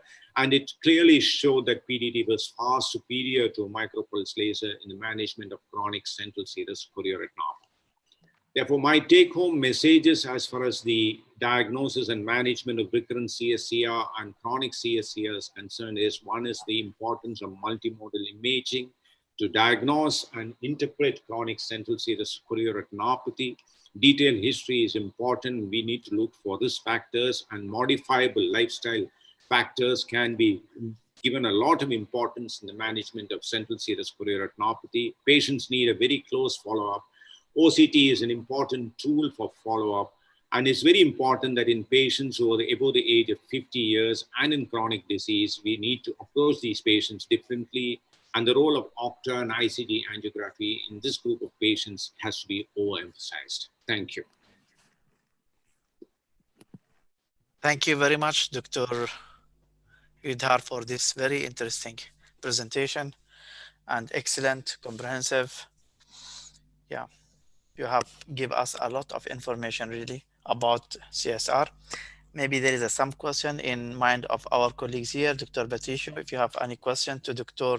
Giridhar. Yeah, about the experience on repeated PDT. I have done many PDTs back in the 98, 99, 2000. But what I find for patients and repeating PDT for chronic CSCR is that they can end up with a decreased visual acuity, retinal thinning, and choroidal thinning. What's your experience? Because I'm sure you have some of these cases. We have actually, we have never repeated PDT in CSCR. I mean, in all our patients, we are given only one cycle of half-fluence PDT, and I'm also very reluctant to repeat PDT in patients with CSCR. But the incidence of recurrence after PDT is quite low. It's only probably about 3 to 5% over a period of 2 to 3 years. Therefore, there are very few patients who are coming with recurrence. If they come with a recurrence, then we manage conservatively or with oral medication. So I fully agree with you that I would not advise to repeat PDT in patients with central serous choroidopathy. Okay. Thank you. Any other question? Yeah, go ahead, Dr. Patricio. Any experience in using melatonin for these cases? No, no. What about you? You have used? I'm trying with melatonin, but I have a very short experience. And I cannot tell you that if it is different from placebo for the time being. I've been using it for the last 3-4 months. Dr. Majdi, if you have any comment or question? Yes. Would you consider, I mean, you said chronic CSC. Would you consider giving eplerenone in an acute phase? I mean, you shouldn't wait for the patient to be chronic. I use that sometimes in young patients who demand the vision, and it gets nice results. I mean, I use it in the acute. I don't wait for the CSC to be chronic. I use it from the beginning, and I have more than 4 or 5 cases who responded very good in the acute phase. What Yeah, I mean, I agree with you, Maggie, but the problem in acute CSCR is many patients have a natural course which is favorable. Yes. That's where the problem is. So when we give these drugs, we really do not know whether the disease is going because of the drug, or is it a natural course of the disease that is favorable. So in an acute patient, say, who comes with 1 week history or 1 month history, usually I talk to them and just ask them to come after about 1.5 to 2 months. I may give a non-steroidal ketorolac eye drops or something like that to the patient just as a placebo, and call the patient after 1.5 to 2 months for a checkup. Okay. Okay, thank you very much. Is there any more question to Dr. Gridhar about his CSR management? I have one question. This is so many people in their mind asking, is there any role for anti-VEGF in these cases? I mean, in a chronic type of...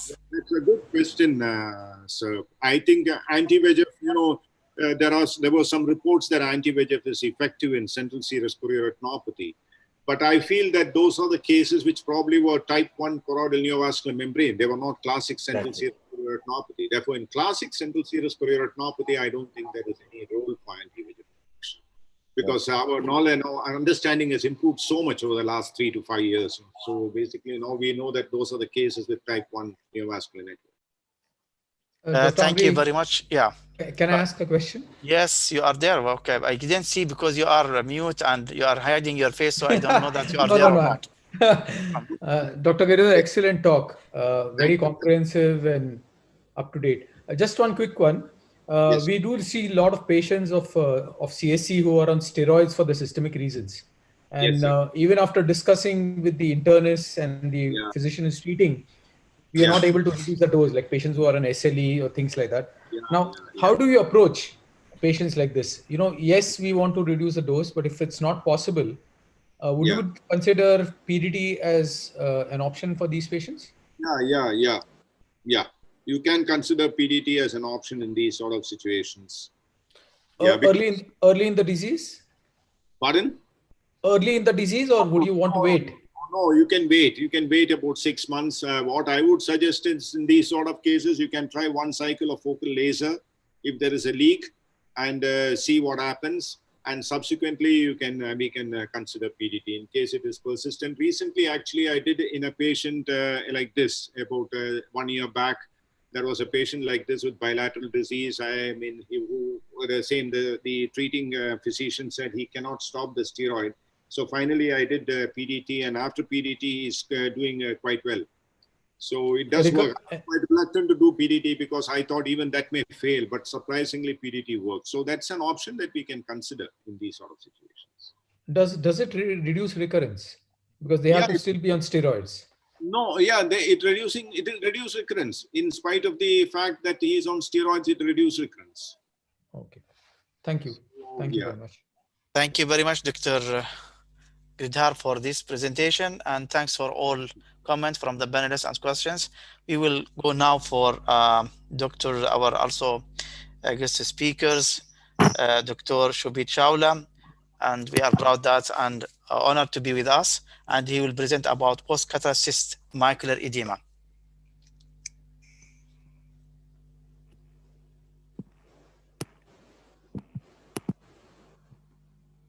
Thank you very much, Dr. Amri. Thanks to you and your society for inviting deliberation.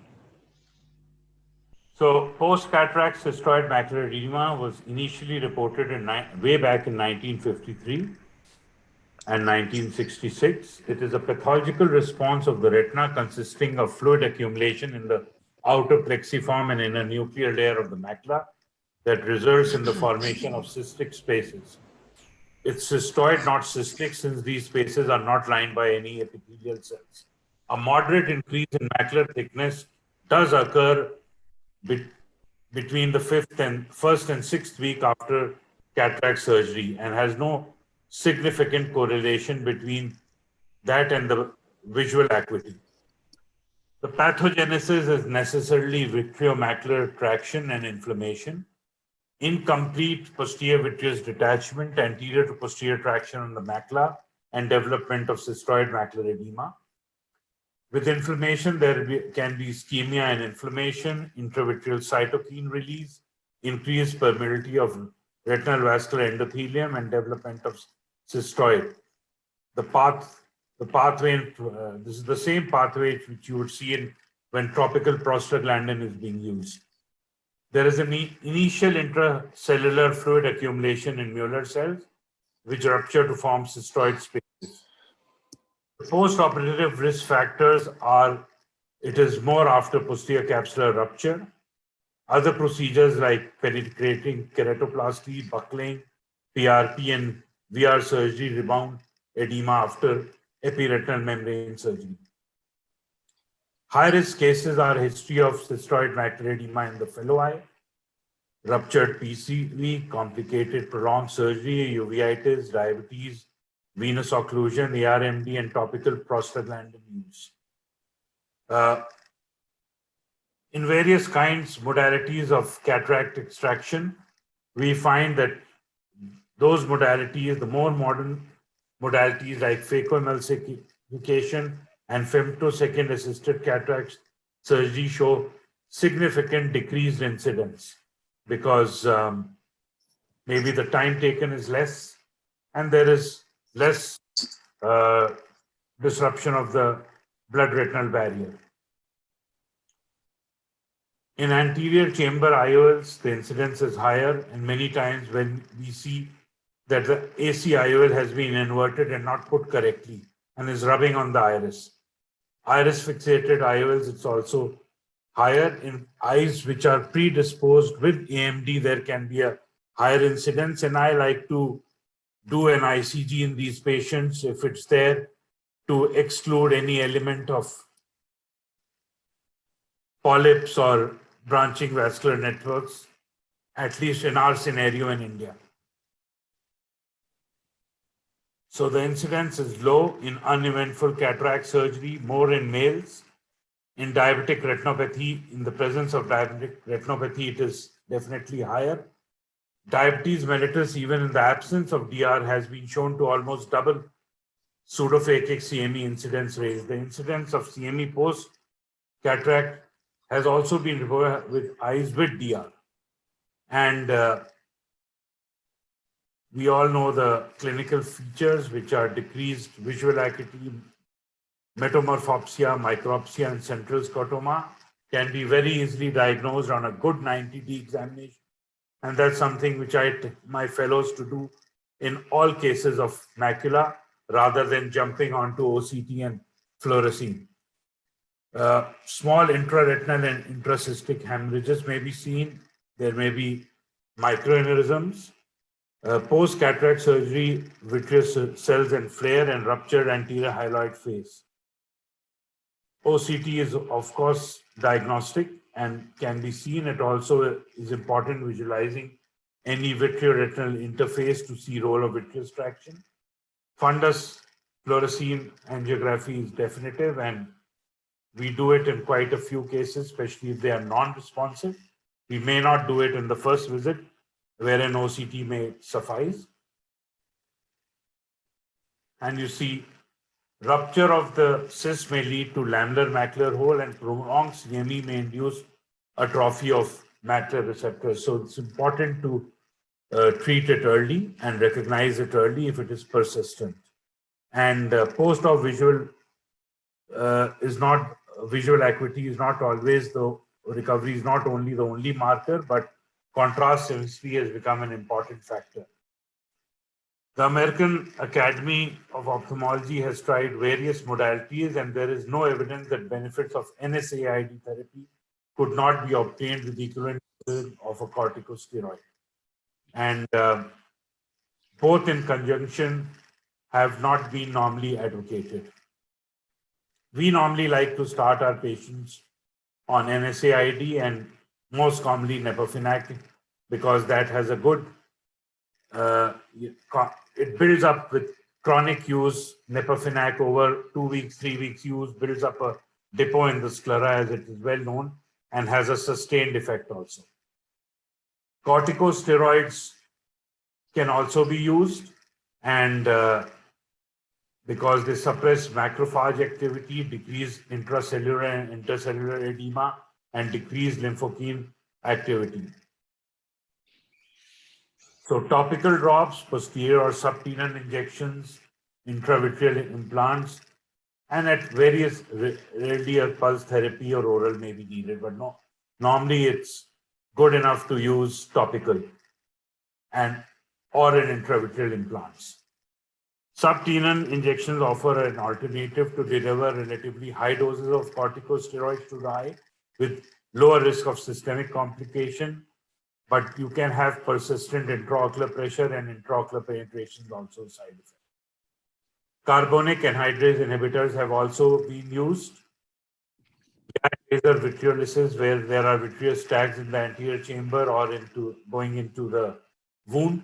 Pars plana vitrectomy for active vitreomacular traction. So this is a case of uneventful cataract surgery, which developed cystoid macular edema, was symptomatic, and just topical steroid and Nepafinac resolved it in a brief period. This is just a 2-week follow-up. Then IOL implant in a sulcus treated with topical steroid and Nepafinac again, showed good resolution, again a duration of about 8 weeks here.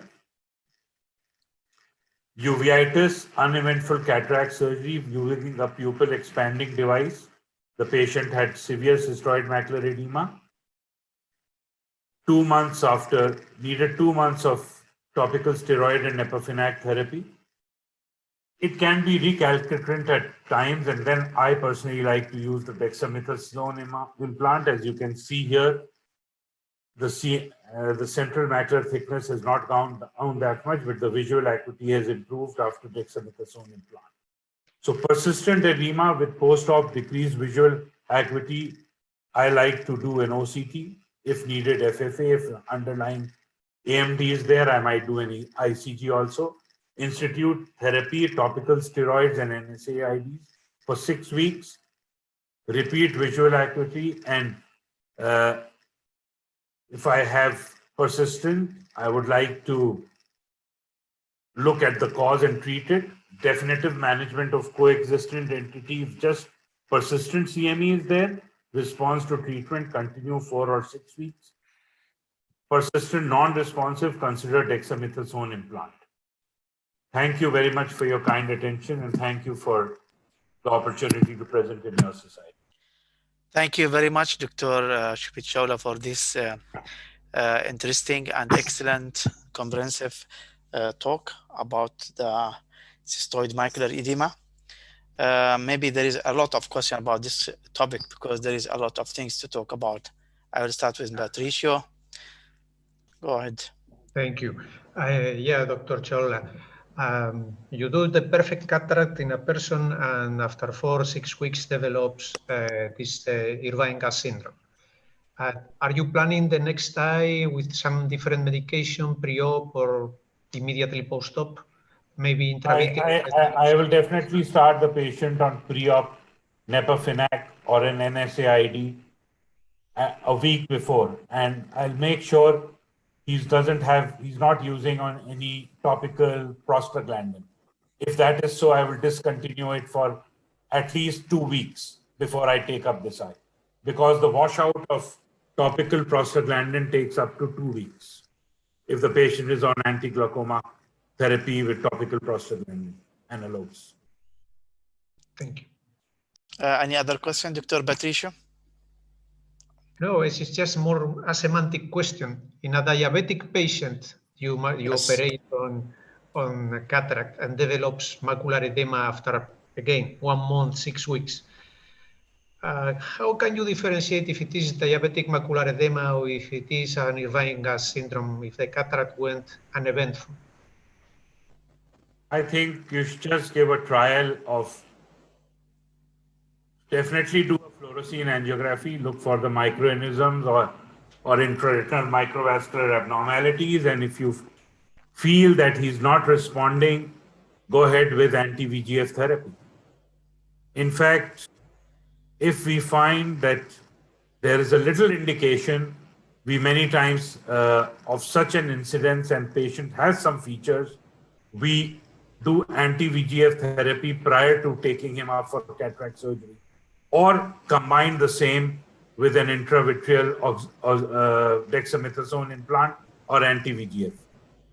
I would like to ask, if there is time, I would like to ask Dr. Giridhar's opinion as to cataract surgery along with AMD in our Indian scenario, and whether you see it in the Middle East also.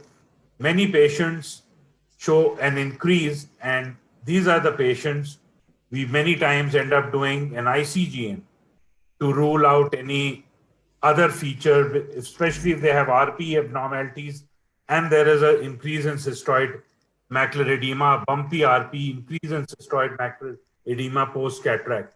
I would like to ask Dr. Giridhar how he feels these cases should be managed, both investigation-wise and therapy-wise.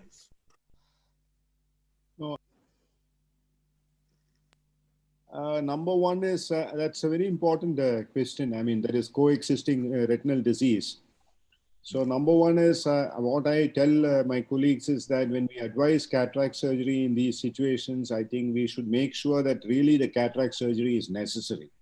Yeah. Because one of the things is, you know, in patients with who are under treatment for wet AMD or macular disease who develop a cataract, I mean, a cataract surgeon, you know, the moment he sees a cataract, he is keen on removing the cataract. But unfortunately, these diseases behave in a very different way after cataract surgery. So that's number one, is we have to make sure that the cataract surgery is really necessary. And basically, I mean, at least we need to counsel these patients that after cataract surgery, they may need more intensive treatment than what they normally do. So as far as diabetic macular edema is concerned, I agree with you that I give Ozurdex in such situations because that works on a longer period of time. And as far as the AMD is concerned, basically I may go for a better drug. A better drug. I mean, like... You mean, doctor, by better drugs? Yeah. What is the better drugs you mean? Like aflibercept. I mean, I may be using aflibercept because in India now we have a biosimilar also of ranibizumab, which is available, which is used quite extensively. So I would prefer to go for aflibercept because that's got a longer period of action and it's more effective in most situations of these sort of situations, very effective. So go for aflibercept. Thank you very much. We can, yes, doctor, you have any comment, Dr. Actually, No, I think just it's a little late. I will ask that question in personal communication with Dr. Mauza. I was wanting to ask him, supposing it's a diabetic and there is, patient has had history of cystoid macular edema with poor baseline visual acuity. He's now stabilized and is now undergoing a cataract surgery. Would he like to combine it with aflibercept, or would he like to stick to ranibizumab? From Dr. Magdi Mauza. You're muted. Please. Muted. You are muted, Majdi. Sorry, I'm opening. You said he already treated and he's stable. There is no macular edema pre-operative, right? Yeah, and we have now done. He had baseline poor visual acuity. We treated him with, as Dr. Giridhar has put, with a good anti-VEGF. Okay. And he has improved well, because in India we have a tendency of treating diabetics with poor baseline visual acuity with aflibercept nowadays. And he has improved well, stable, and now he's undergoing a cataract surgery. Should we prophylactically be giving him one injection with the surgery, or we should wait for the edema to recur? No, I would inject during the surgery. I would not wait for the macular edema, especially If he already had the macular edema and responded, no, I would inject during surgery. I would do that. That's just the thinking we have. That's Okay, Dr. Majdi, you will prefer to inject anti-VEGF, or you will give here dexamethasone? Yeah. If the patient is diabetic macular edema and he was a good He's a diabetic macular edema, yes, as he good mentioned. responder to anti-VEGF, I would give anti-VEGF. Okay. Dr. Batisho or Dr. Barasan, you have any comment or questions? I think that both options are reasonable for a pseudophakic patients, as depends on the surgeon's preferences. I try to flatten the macula before going ahead for surgery. And yeah, I agree with Dr. Musa. At the time of surgery, you plan the surgery 1 month after the last injection and keep going. That's it. Yes. For me, I do prefer to give, if the patient is okay and he doesn't have any problem, to give a steroid, and I will give a steroid. I mean dexamethasone, because I feel the patient, he will be during the 3 months coming after the cataract, it will tackles whatever it is. I mean, diabetic macular edema itself, or if he is going to develop Irvine syndrome within this period of time. So you are covering both of them. This is my approach for this patient. If it's going to have no problem to do with giving steroid. I know you are not agree with me, Dr. Majdi, but this is what I'm doing. Okay. I like you, but I don't agree with you. I like you. But yeah, okay. This is the life. You will not agree with me anytime. Yes. This all the time you are against me. Yes, Prasan. This question is to everyone actually. If you have a patient who's got a posterior capsular rent and who's had a scleral fixated IOL, and he develops cystoid macular edema. Now, the probable cause is the scleral fixated IOL. Would you go ahead and venture and remove the scleral fixated IOL, or how would you proceed in this patient? I would first like to treat this patient medically. Okay. The condition goes on to a total non-responsive issue, then I might counsel the patient about explantation. But initially, I would like to treat the patient with intravitreal. Yeah. I think I agree with Shobit. I think that's what I would do, because removing the IOL is a very drastic. No, but eventually, if it's recurrent in nature, because the reason I'm asking this question is because I have a patient who have tried medically treating, giving him an injection. I avoided a dexamethasone because he's got an open posterior capsule. There's no posterior capsule. He just had a scleral fixated lens. And why not do a vitrectomy in this patient? Just depress and do the vitrectomy, leaving alone the, just. No, I think, yeah. The cause is the iris getting shaft because of the posterior, because of the scleral fixated lens. Just 6 months back, I removed one implant in a patient with chronic cystoid macular edema because the AC IOL had been put the other way around. So the vault was behind and the iris was chaffing away. So I had to remove it. There was no way. It had persisted for nearly 1.5 years. And I had already given him 3 dexamethasone. And he was now developing pressure elevations. His pressure has come down. His eye is quiet. He's a phakic in that eye. He has a good pseudophakia in the other eye. But I don't have the guts to implant again. Okay. Thank you. Thank you very much. Yes, Doctor. Yeah, last comment, please, Dr. Batisha. I think that definitely you have to clear all vitreous strands, because a vitreous wick can actually produce Irvine gas syndrome. And then I don't think that the iris chaffing is giving you any trouble at the macula. I have many cases with the old 911 silicone lens with iris chaffing and not a single Irvine gas syndrome. Yeah. That's my take.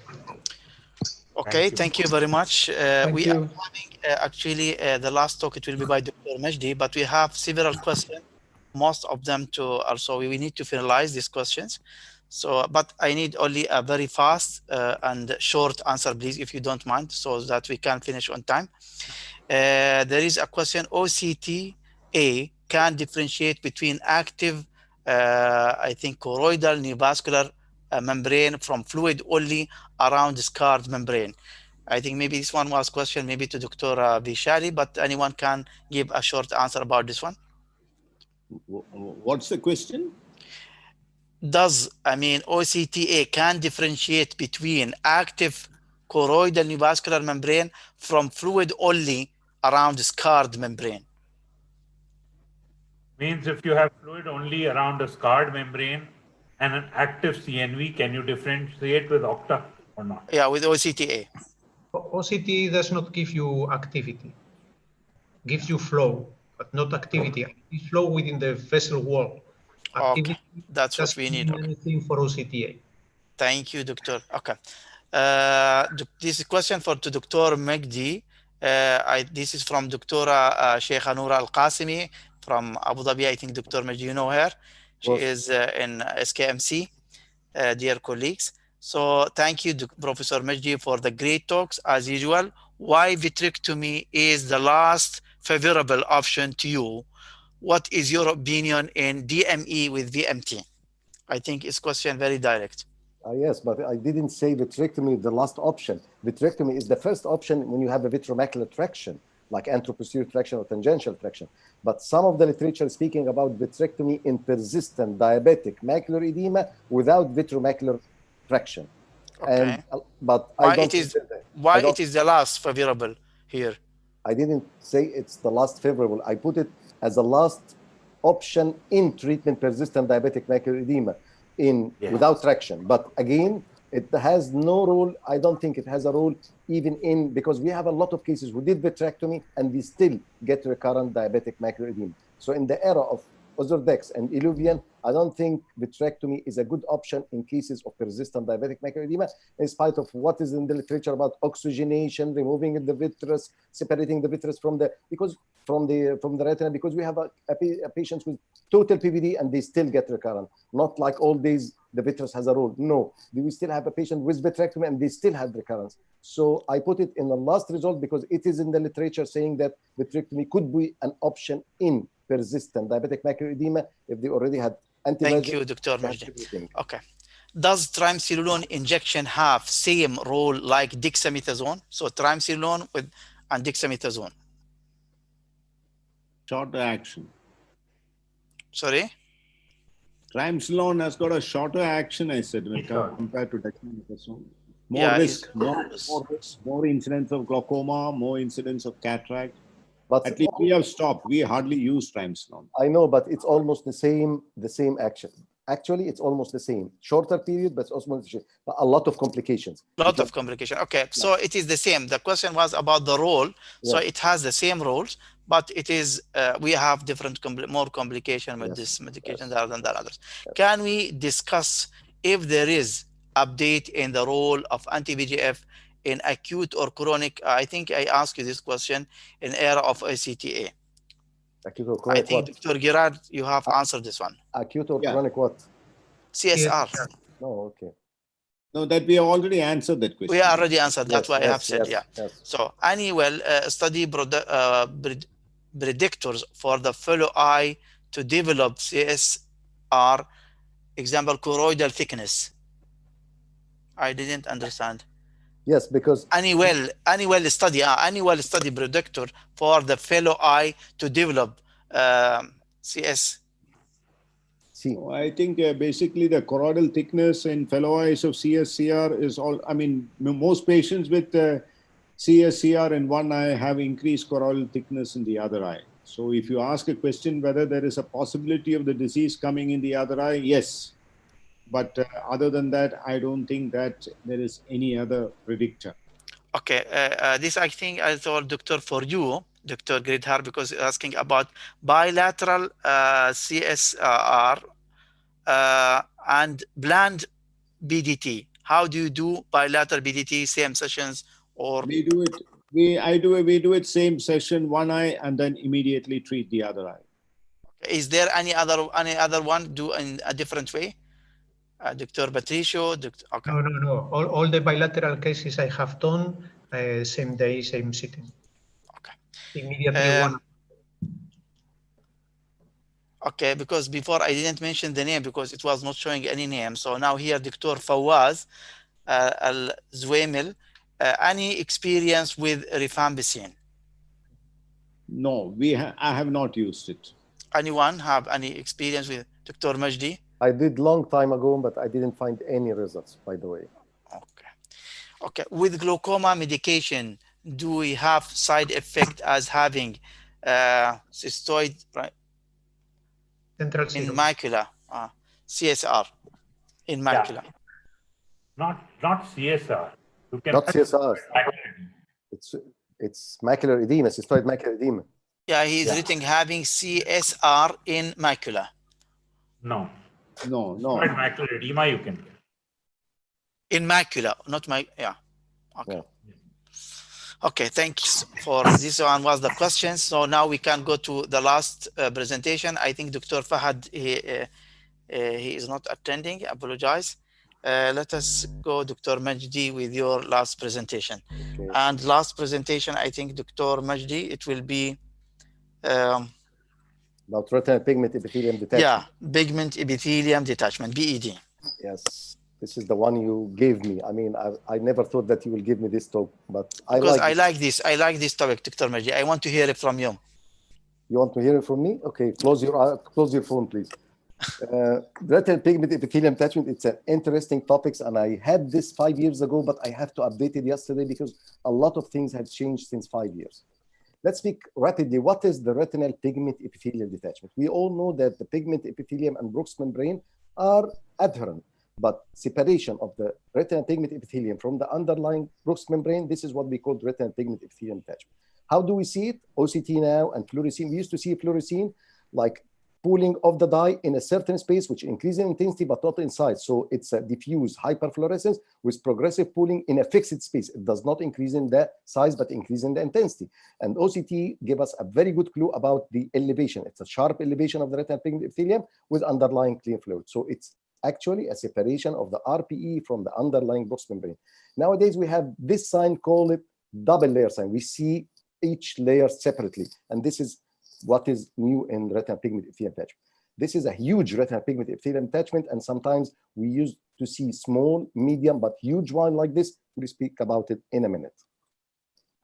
So what are the types of retinal pigment epithelium detachment we have? RPED may be serous, clear space, drusenoid, where coalescence of drusen beneath the RPE or hyaline material. Then fibrovascular retinal pigment epithelium detachment, or what we all know, type 1 CNV or occult CNV, and then hemorrhagic Rpe detachment. With the new era of OCTA and ICG, we should know what is going on under the retinal pigment epithelium. Let's speak about serous Rpe detachment. Serous retinal pigment epithelium detachment could be a precursor of age-related macular degeneration. It's the classic teaching. It starts by drusen, then elevation of the retinal pigment epithelium sometimes, and we have a clear fluid under the retinal pigment epithelium. In central serous chorioretinopathy, as we have seen in the previous presentation, we can have a lot of patients with central serous chorioretinopathy and adjacent retinal pigment epithelium detachment because it's the disease affecting the retina because of the choroid. Then we have what we used to call isolated or idiopathic retinal pigment epithelium detachment, as we see in the picture here. But nowadays we call this pachychoroid because once we see Rpe detachment in a young age without any reason, we look to the choroid with the sweat source. Nowadays we find thick choroid. So this is two examples of retinal pigment epithelium detachment in a case of CSR, and we have seen nice illustration in the presentation of CSR, but sometimes the point of leak is just adjacent to this retinal pigment epithelium detachment, or even underlying them, like the picture here, the leak is under the retinal pigment epithelium detachment. So sometimes the point of leak is not clearly delineated because it's covered by the Rpe detachment. But again, Rpe detachment in most cases of CSC is there. And because of the question we were asked a couple of minutes ago, in the other eye, yes, sometimes we look in the other eye of CSC, we don't find CSC, but we find thick choroid. We find what we call footsteps of CSR, multiple patches of hot spots or retinal pigment epithelium detachment, which means that this eye already had CSC and resolved it, or it will develop CSC. So this is another criteria. If you find in the fellow eye hot spots, which mean Rpe detachment, or you find spots of Rpe atrophy, which mean that they had a local Rpe detachment and then it is resolved. And this is the third type, idiopathic retinal pigment epithelium detachment. We used to call it solitary idiopathic, but nowadays we call it pachychoroid. Why we change this? Because we see the choroid clearly by sweat source OCT. As we see here, if you have a patient like this coming out of the blue sky, and you examine the patient, it's 6/6 vision, and you look and find a very small localized Rpe detachment. But look at the temporal side of the macula. Look at this. It sounds like this area has lost the outer retinal layers, which means that this area could have an old Rpe detachment, and then after resolution, you will find Rpe atrophy. So localized Rpe detachment with underlying pachychoroid, thick choroid, and dilated large choroidal vessels. And this is what we call pachychoroid pigment epitheliopathy. And these cases, sometimes they develop pachychoroid neovasculopathy. So once the Rpe is elevated, it sometimes triggers the CNV to grow down there and push more and more the retinal pigment epithelium, and we will have an active CNV. This picture of a patient of 45 years old who came out of the blue sky with this. We don't call it idiopathic anymore. We call it pachychoroid with pigment epitheliopathy, which developed CNV. Also, pachychoroid is the spectrum in CSC. So this is a patient with chronic CSC who had atrophy in the macula, and once the patient comes complaining, we will always accuse the atrophy in the macula. But once the patient is complaining of acute drop on top of chronic low vision, so we will suspect that this patient had something cooking down there. So again, this sign the doctor showed us in his presentation, which is called flat irregular Rpe detachment. Once we look at this and we find a huge choroidal vessels under it, pushing the choriocapillaris, causing choroidal ischemia, and elevating the retinal pigment epithelium, we have to be careful because something is cooking down there. And most probably this is a CNV, or what we call polypoidal choroidal vasculopathy, with a branching vascular network and ending up by a polyp. And we can highlight the large choroidal vessels. Look at the dilated and engorged large choroidal vessel. And this is not an OCTA, this is an on-fast OCT, which we can get deeper to the layer and look at the two large choroidal vessels where they are pushing the choriocapillaris and causing this elevation of the retinal pigment epithelium. About the drusenoid Rpe detachment, we used to say this is a very bad prognostic sign. When you have confluent drusen with drusenoid Rpe detachment, hyaline material under the elevated retinal pigment epithelium, again, it could be a precursor of formation of choroidal neovascular membrane. So this is what we call drusenoid Rpe detachment. We can find huge drusenoid Rpe detachment, and this is not our spectrum now, but I will show you how huge the retinal pigment epithelium detachment you will never expect. And sometimes you look at this patient was almost 10 years ago, before the era of OCTA, but I'm still following her up. Look at this. When I looked at this patient, I said, would it be only Rpe detachment? Would it be something down there? Could it be choroidal neovascular membrane? This is her OCT, and that will Heidelberg spectral domain, and we have EDI. We looked at the choroid, but look at the elevated retinal pigment, huge elevation of the retinal pigment epithelium with hyaline material under it and with fluid overlying it in both eyes. Would it be a polypoidal? Because we can see again flat irregular Rpe detachment around the huge one. So where is the membrane? Where is it? We didn't have OCTA at that time. This is one almost 10 years ago, and I presented this 10 years ago, but I looked at it and I injected her and I followed her up. She had flattening of the retinal pigment epithelium, but unfortunately, after flattening, you lose all the outer retinal layers with severe thinning of the Rpe. So this could be occult membrane, or what we call polypoidal, which is not seen, but we can see the hyperreflective material under the huge Rpe detachment. We all know that type 1 CNV, we call it fibrovascular retinal pigment epithelial detachment, and this is a typical picture of this fibrovascular notched sign, hyperreflective material under the retinal pigment epithelium, which means that there is a serous fluid with turbidity and overlying sensory detachment, and OCTA is conclusive in this 3-dimension. It can give you the lacy pattern of this choroidal neovascular membrane. So again, we can see on fluorescein the retinal pigment epithelium detachment, but OCTA is very good in gluing this and giving you the full picture and the flow inside the retinal pigment epithelium neovascularization. Huge Rpe detachment. Here is another example of huge Rpe detachment. And we have to take care of this patient because repeated injection sometimes lead to a rip, tear in the retinal pigment epithelium. So cautiously, we inject this patient. We have to monitor this patient because sometimes they resolve, but they come up with sudden drop of vision sometimes. And this is what happens when we inject large thing like this. We get a rip in the retinal pigment epithelium. And I said, we have to be cautious with type 1 CNV with huge retinal pigment epithelium detachment, especially if this retinal pigment epithelium detachment is notched. So we can see here, this is the folded retinal pigment epithelium, and this is a bare choroid.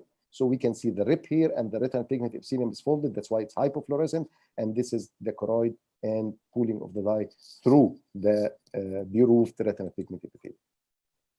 Also, repeated anti-VEGF injection, as I said, you can get a rip in the retinal pigment epithelium, and this is the edge of the tear. We can see it in here, and we have to be cautious with the notched retinal pigment epithelium because this is the most dangerous part of fibrovascular AMD.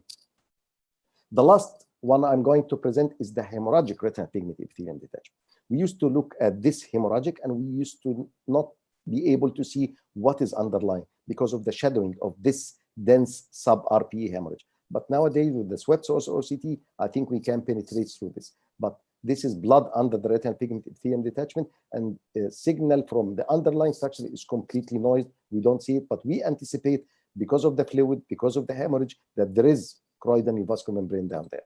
And here's one of my patients with extensive hemorrhagic Rpe detachment. We can see massive subretinal hemorrhage, deep and sub-RPE hemorrhage, and we can see also here clearing hemorrhage, or what we call dehemoglobinized blood under the retinal pigment epithelium. I will show you the OCT in a minute.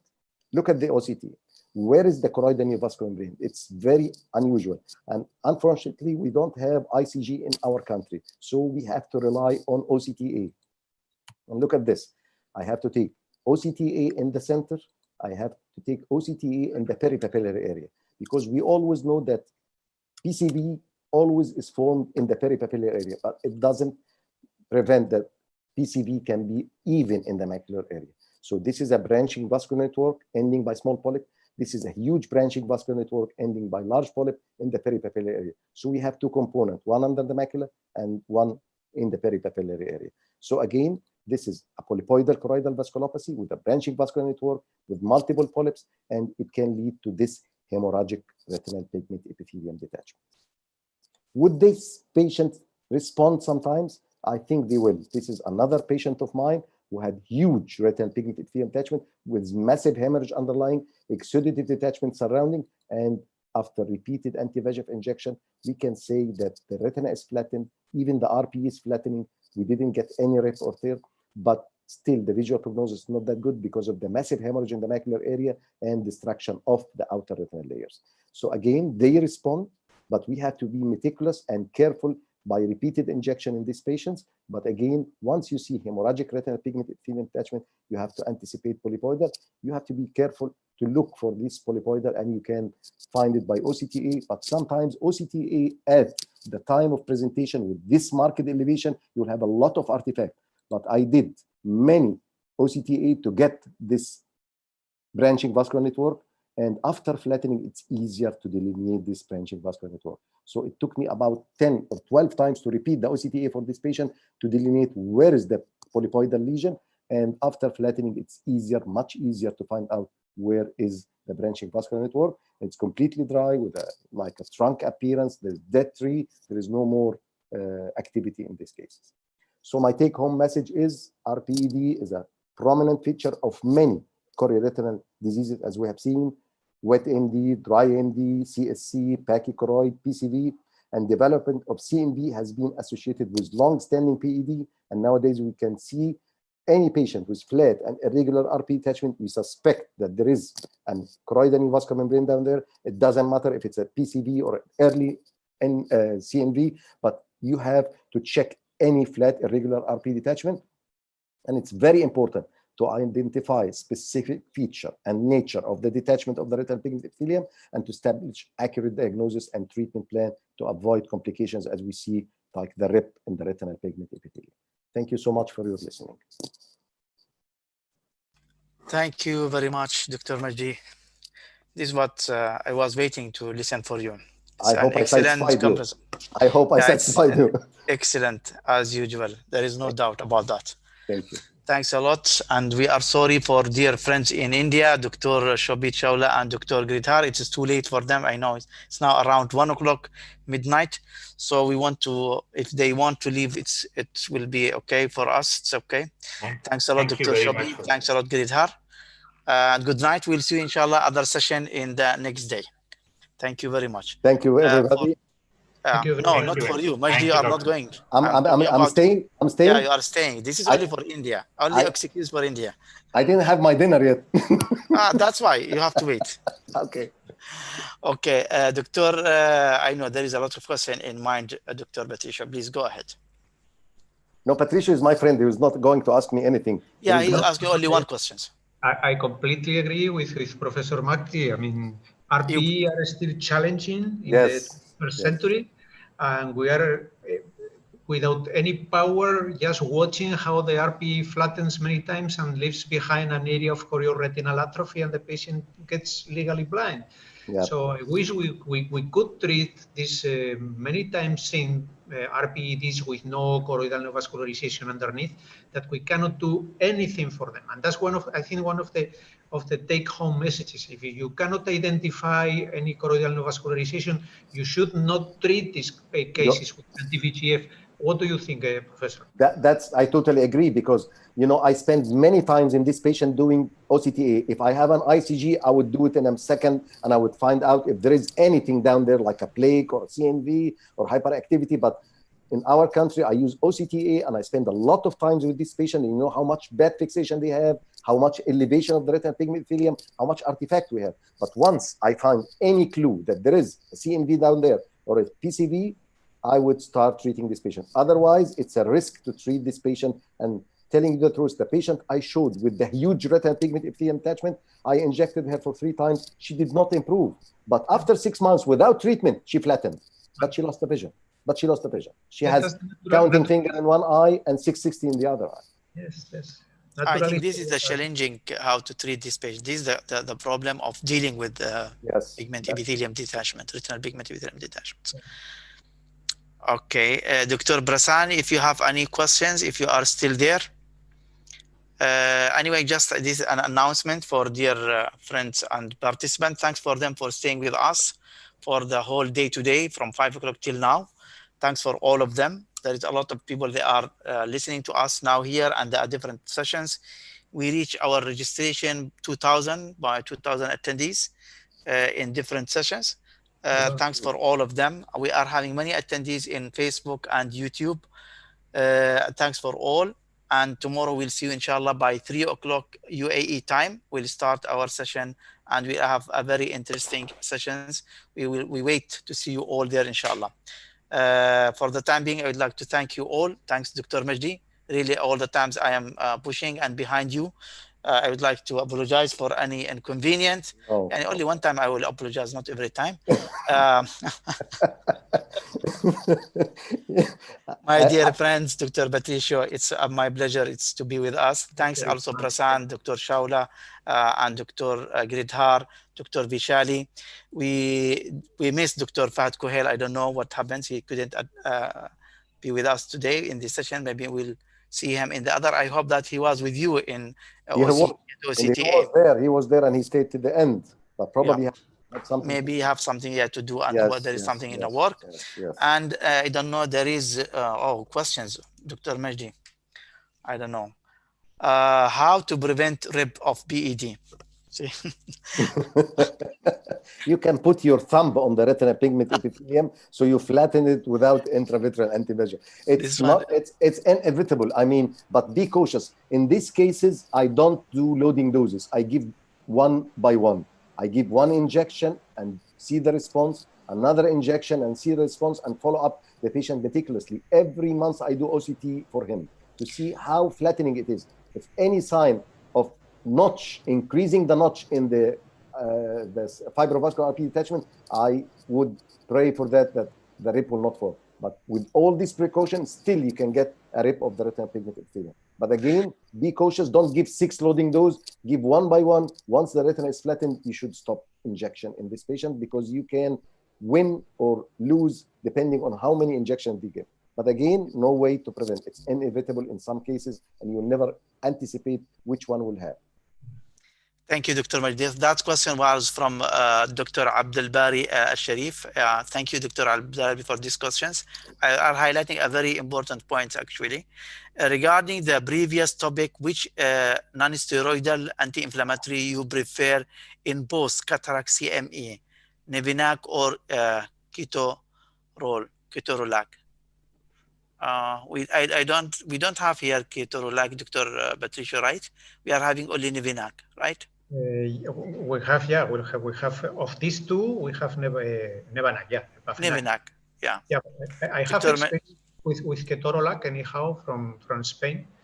If the patient is not diabetic, I don't mind any of them, ketorolac or Nevanac. If the patient is diabetic, I could go for Nevanac. Yeah. Okay. We have both of them, but both of them actually they work. Both of them work. Yeah. Okay. Question for Dr. Majdi for a direct and short answer. Dr. Majdi, you want to go to sleep, I know. First of all, thanks, Dr. Majdi, for a nice talk. How aggressive you are going in treating serous pigment epithelium detachment? No, I don't treat it. I mean, if it's a serous retinal pigment epithelium detachment, I don't treat, because it's a just elevation of the retinal pigment epithelium. But again, do OCT follow-up and see any sign of progression of this. If more elevation, if they develop sometimes Rpe detachment with overlying minimal fluid.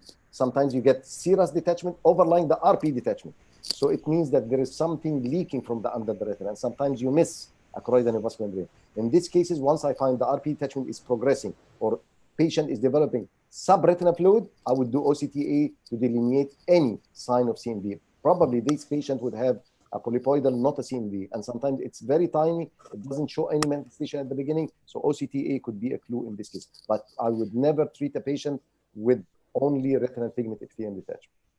Yeah, Thank you very much, Dr. Majdi. Yeah, Dr. Batisha, go ahead. Don't get a printout when you order an OCT or an OCTA. Go and scroll down all the whole area. Yes. Because you can find something that it is not in the printout the technician is giving to you. Multiple line scans or scanning all the whole cube, that would give you a very good clue if you need to make sure there is a CNV or not. See, I think the company, they are calling me, they will kill me because I'm exceeding the time by 30 minutes. Okay, anyway, but Dr. Majdi, I don't mind, and Dr. Batisha. Dr. Majdi, don't take it as a promise. No, can I say something? Yes. I would like to thank Dr. Al-Amri. Really, he did a lot of job. He called me about 12 times. He keep asking me, what can we do this? What can we do? He is very meticulous in doing the program. And I know you have a hard time calling the people, getting the company. But I think this is a very good work. And I wish I'd been there in Emirates as we used every year. But I'm glad to be with you virtual. And thank you so much for your effort. And I really appreciate it because I know how much effort you did to get this picture coming out to the audience. Thank you so much. Thanks a lot. No, thanks. It's our pleasure and honor, Dr. Majdi, all the times as usual. And Dr. Patricio, thanks for all of you. And good night for today. And we'll see you inshallah tomorrow. Inshallah. Goodbye, Patricio. Goodbye. Bye.